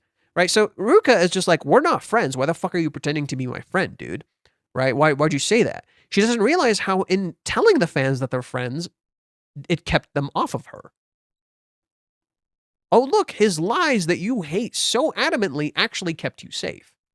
Right? He literally shielded you under an umbrella. Because had the fans been like, oh, she's just some random girl you just met. Oh, what the fuck's going on here? And they become really invasive. Instead, in lying to them, it kept them off the trail. Kiba and Kuri see Kazuya's light and envy it, not realizing the blinding light hides a terrible darkness. Wow, it was right there. It was fucking right there. I wrote my fucking thing right there. Ruka sees Umi's light and believes it to be false, not realizing he is using the light to shield her shadow. He lets her talk crap to him and doesn't even get mad. He tells her, maybe I should be mad, but he doesn't. For he is just a mirror. Your mirror can't really get mad at you, it's just you. In an earlier post, I mentioned how both Umi and Ruka have bangs covering their left eye. Umi's left eye covering here, he doesn't see what he's doing. He doesn't see what he's triggering. He doesn't see how he's about to hurt a lot of fucking people because he is blind. He only sees half of the truth. Just as Ruka only sees half of the truth of her actions. He is her mirror. Umi doesn't know what he's about to set off. He acts calm, cool, and collected, not realizing he's about to make a massive fucking mistake. This shows how they are blind to some truth as we are to theirs. While Umi is Ruka's inverted mirror. Like an ocean giving back a reflection, he is Ruka's opposite that reveals the hidden truth. Did you notice that? Umi regularly unravels Ruka's whole facade, and it leaves her regularly bothered. He fundamentally deconstructs Ruka from the ground up, while Ruka thinks she's doing that to him when she tries to turn him down. Yet he doesn't even flinch at this, while she remains bothered. Even in the very end, when Umi orders for her, he is taking the lead while she keeps stalling. It's like he knows that what she wants, while she refuses to admit it. Just as he asked what to call her. You think this is bad, but Ruka came here knowing full well there is more. There is more. Umi knows this. Mami, when talking to Chizuru, digs to find where she is vulnerable. She threatens Chizuru by going after the person she loves. She literally physically positions Chizuru in the light, and she stays in the darkness so as she can control her vulnerability. It's a visual storytelling element. Chizuru is literally in the light, right? Because she's being controlled by Mami's darkness, right? Mami intentionally places herself in the dark so she can control Chizuru's light. Umi is doing the complete opposite. He gets straight to the point. He merely reflects back at Ruka what she puts out, just as he did with his fans. Mami and Chizuru remain dark and light respectively in their talk. Umi and Ruka regularly alternate. They are not one or the other, nor does Umi try to publicly expose Ruka like Mami does to Chizuru. She does that, Ruka does that herself. Umi merely asks questions, but shields her with an umbrella, right? Mommy threatens Chizuru with outing her to the public. And Chizuru's like, if people are going to fucking criticize me for that, I'm ready for that shit. Don't fucking think I'm a weakling. And Mommy's like, oh, you're so strong. And then you turn to Umi, he never once does this. He just says, I like smart girls. Right? But he's not threatening her. He's being pretty honest. Right? Like Jojo said, the truth is shielding the lie of what he's trying to do. Mommy wished to expose Chizuru, yet she herself remained in darkness, always placing the light behind her, for Mommy fears it. This infects Chizuru as she too begins to turn from the light when exposed. Look at this visual right here. Look at Mommy here. The light's behind her and she looks up, but she doesn't dare turn around and face the light. Right? Look at how she sinks into darkness. Now look at this. It's literally identical. The light is behind Chizuru, and she can't face it. She's a terrible person. She sinks into darkness. Ruka stands in a white background, but she is in total shadows. Umi stands in the night, yet he is illuminated. He is Ruka's opposite. They are inversions. Ruka wears a white shirt with black underwear peeking through, or a black swimsuit peeking through. Umi wears a black set of clothing with white peeking through. He is good on the inside, but he looks bad on the outside. Ruka looks good on the outside. She's actually kind of bad on the inside, right? You're seeing the rock underneath for what it really is. Umi is the opposite. He is showing Ruka the light she is blind to in her darkness. She is blinded by light. Umi is framed as the enemy. I don't think he is. For the whole arc is about how our greatest enemy is ourselves. Every character is shackling themselves to pain. Every afraid to leave. For happiness is not guaranteed if they do, so they remain miserable in their chains of certainty. I think Umi reflects that change. He's literally framed like a wave rising above the characters, right? And in some ways, Minnie is like guiding that wave up, if you will, right? It kind of looks like she's using like guiding lights for a plane, if you will. I think someone mentioned that to me. And she kind of looks like Minnie's guiding the wave up, right? He is the wave of change. But Umi, too, without even realizing it, is also shackled to the idea that he has power, when in reality he might be completely powerless. He is shackled to his certainty of that he can do something, when in reality he can't do anything. And he has to accept that. Umi is the ocean, the symbol of freedom, dangerous as it may be or even appear, but if we do not embrace the fear and sorrow, then we cannot truly have the happiness we seek. The characters may appear free, but they are still slaves to their fate, ever doomed to repeat this, unless they see the truth of themselves and accept it. Kazuya doesn't know who he is, and thus runs to make himself likable. But he can't, because he already is. Ruka sees not her sins, for she is in love. Mommy runs from her sins, through love. Chizuru is unable to find love because of sin, so she can't see her love. And the final last cool detail that perfectly reflects my point about Umi and Ruka. Ruka's name means lapis lazuli summer. Lapis lazuli degrade when soaked in water because they are composed of many minerals. Water removes dyes, minerals, and they can even be permanently damaged. So this rock, this like pretty jewel, will literally turn like black. This beautiful rock will literally turn black. Remember how I said Umi was literally unraveling Ruka's facade? Yeah, he is not in the boat. He is the ocean. She is the one in the boat. And the water is about to unravel all the dyes and masks Ruka has on to reveal the real her. Ironic then that all you see is Umi for ironic then or that all Ruka sees is Umi for his mask. All the beauty, charm, and personality Ruka has hide the truth of herself, the mask she wears to protect herself from the truth. This is all going to be deconstructed. Only then can she truly begin to put herself back together. Ruka's about to lose all of her luster to shine brighter. The covers above perfectly reflect my point. Ruka goes from wearing her glowing blue clothes to a black swimsuit underneath, and rather than beautiful, it shows the real her, unnerving, jarring, almost snake like. There's no luster, there's no glow. Fitting as she coils around Kazuya and traps him, literally like a snake. Isn't that ironic? People think that this is what Umi is doing to Chizuru. Yet Umi seems to back off despite appearing to do similar things. Ruka is the one who keeps forcing herself on Kazuya when he keeps saying no. Now Umi orders for Ruka to reflect back how she decided for Kazuya. People rarely see themselves.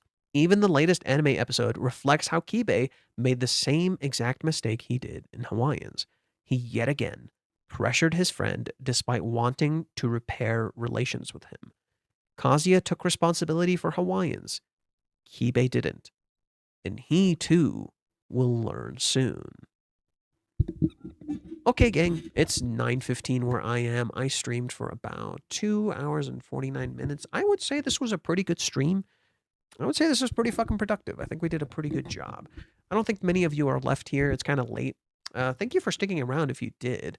Yeah, we had we had the whole Cupid thing and the Cupid and Psyche. We got the Hermes thing. Let me check if there's anything people sent me anywhere.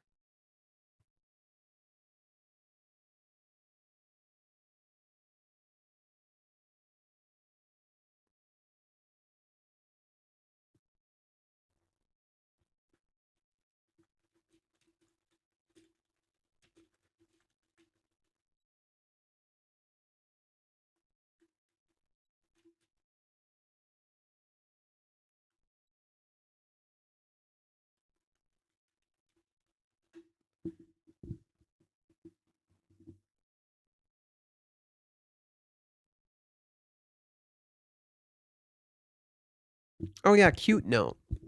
So the series released on July 12th in Japan. But technically that means it released on July 11th here because Japan's a day ahead of us. So technically July 11th is when the series released, and this is what you think you're getting when you're fucking wrong. Right? The series didn't release on July 11th, it released on July 12th. You're a fucking idiot. I think in some ways maybe that's like an underlying tone, underlying message. Hey, this is what you think it is. You're fucking wrong. You're fucking wrong. You're stupid. Stupid. Okay, so tomorrow. So for tomorrow, I'm thinking of doing Smash Brothers first. So I think we'll start with Smash Brothers first. So if anyone's watching this and they're interested, tomorrow I'm going to start with Smash Brothers first. It's a bit of an homage to the friend who passed away. And then after playing maybe Smash Brothers for like an hour, then we can start. Oh yeah, and I'll do like a lobby, and you guys can like join the lobby and play with me. So that's for you guys too. So you guys will be playing. You guys can play me in Smash Brothers. I haven't touched Smash in like a few years, or not a year. I think it's no. I actually played like a couple months ago, maybe like 5 months ago or something. I played. But yeah, I haven't touched Smash in a bit, so you might get a chance to kick my ass. But just be warned, I'm kind of good at the game. look at me sucking my own ego. So yeah, we'll play a little bit of Smash tomorrow. I'll have a lobby and you can hop in. And then afterwards, we can start Final Fantasy VII proper. This is going to be Final Fantasy VII with accurate translations. And I'm going to be playing it without like any cheat codes or anything. We're going to play it straight, and I'm going to try to like get good at the fucking video game. I'm going to try to beat the secret bosses, do a bunch of stuff. I'm going to read books in the background about the series because I just want to, we got to get through the whole thing. Okay. We got to get through the whole fucking thing. So that's what we'll be doing. That is what we'll be doing tomorrow. We're going to play a little bit of Smash Brothers first, and then afterwards we'll switch over to Final Fantasy VII. And then, yeah, it has a few mods on it. Anywho, I think that's it for tonight. It's getting a bit late. I'd like to go relax and maybe play a bit of Final Fantasy 14 just before I go to bed.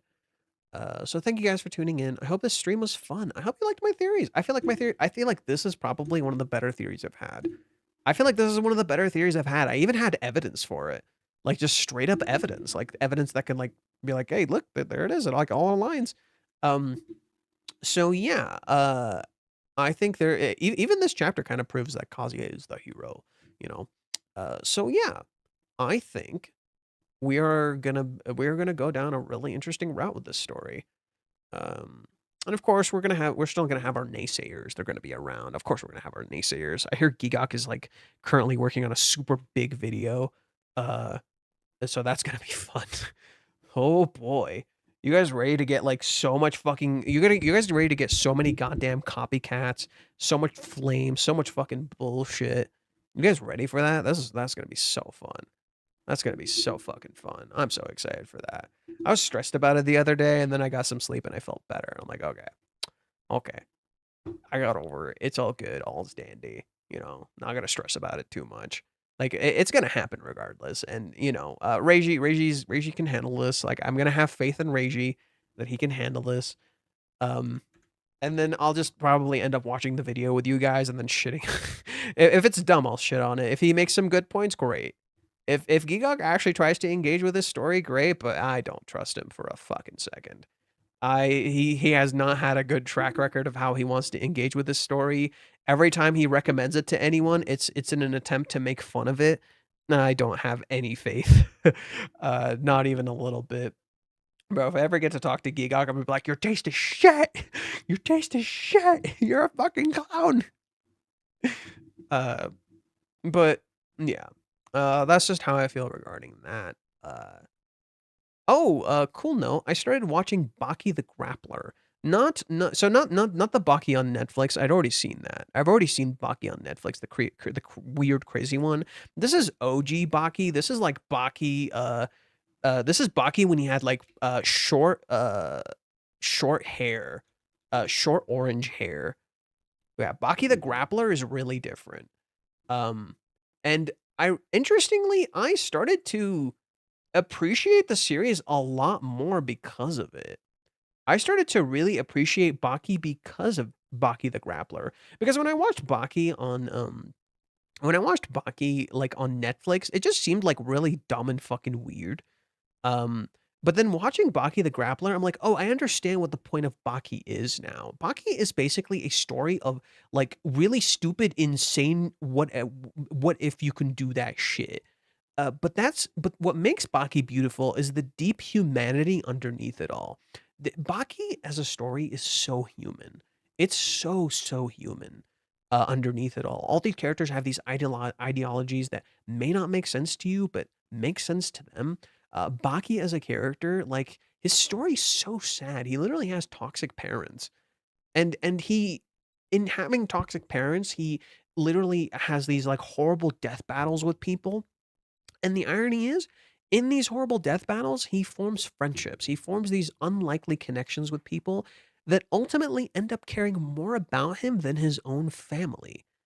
And that basically tells you like the theme of Baki is that Baki is this kid who is so kind that he transforms people who should be evil into better people. And he even ultimately does it with Yujiro, his dad, genuinely a horrible fucking person. He actually makes him a better fucking person. And that is so cool. That to me is like the heart of Baki. All these characters and their insanity to reflect the insane world we live in and the beauty of their humanity underneath it all. Right? The fact that they're ultimately human beings. And how that humanity is what anchors Baki, is what makes Baki such a beautiful story to me. That humanity anchors it. It made me. There's like scenes where I genuinely got fucking emotional. Like I felt so bad for Baki when I saw like his fucking mom, like treat him like garbage, and only care about winning, just like Yujiro, because Yujiro like groomed her into this. And it's so sad that even then Baki still loves her. Like, damn. That's so fucking sad. I feel so bad for him. He's such a good kid. He's such a good fucking kid, dude. Like, Baki's such a good kid. He's such a beautiful boy.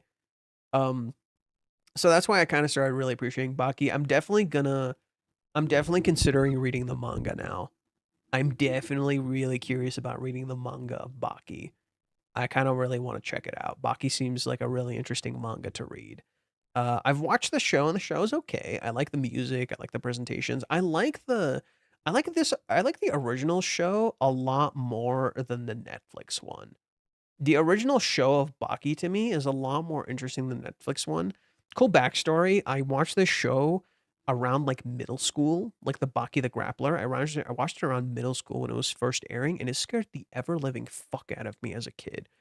This show terrified me, and I think it was because there was a scene between. It was like Baki fighting Yujiro, and Yujiro is like a fucking monster. He's a goddamn heathen. So that whole scene was like utterly terrifying to me as a kid, like as a middle schooler. It fucking scared the shit out of me. And it was like it was on Toonami, I think, where it was like Toonami was like the night channel where anime aired, and the older, more mature anime aired. And yeah, that scared the ever living fuck out of me as a kid. Like Jesus Christ. But now that I'm older, I can watch it and overcome my fears. It reminds me of when I first played Metal Gear. And when I first played Metal Gear, I couldn't get past the first level because it was so hard. And then when I got older, I'm like, oh my god, this is the game I played. I'm gonna beat it now. I definitely got to play Metal Gear on stream too eventually. Metal Gear is probably another goal I'd like to do at some point.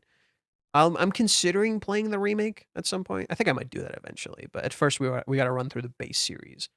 First we got to run through the base series, and then we'll play the remake eventually. But that's later. Anyways, hit 3-hour streams. That's what I was doing here, by the way. I was stalling so we could hit 3 hours. So I hit 3 hours. Now I'm actually gonna call it. That's what I was doing there. I was actually trying to stall for 3 hours. Okay, gang. I hope you enjoyed. I'm going to stream tomorrow. We'll do a bunch of fun stuff tomorrow. I'll see you then. Thank you for tuning in. If this was fun, subscribe, like button, bell icon, consider supporting me on Patreon, all that fun stuff. And I'll see you later. Have a good night. Take care.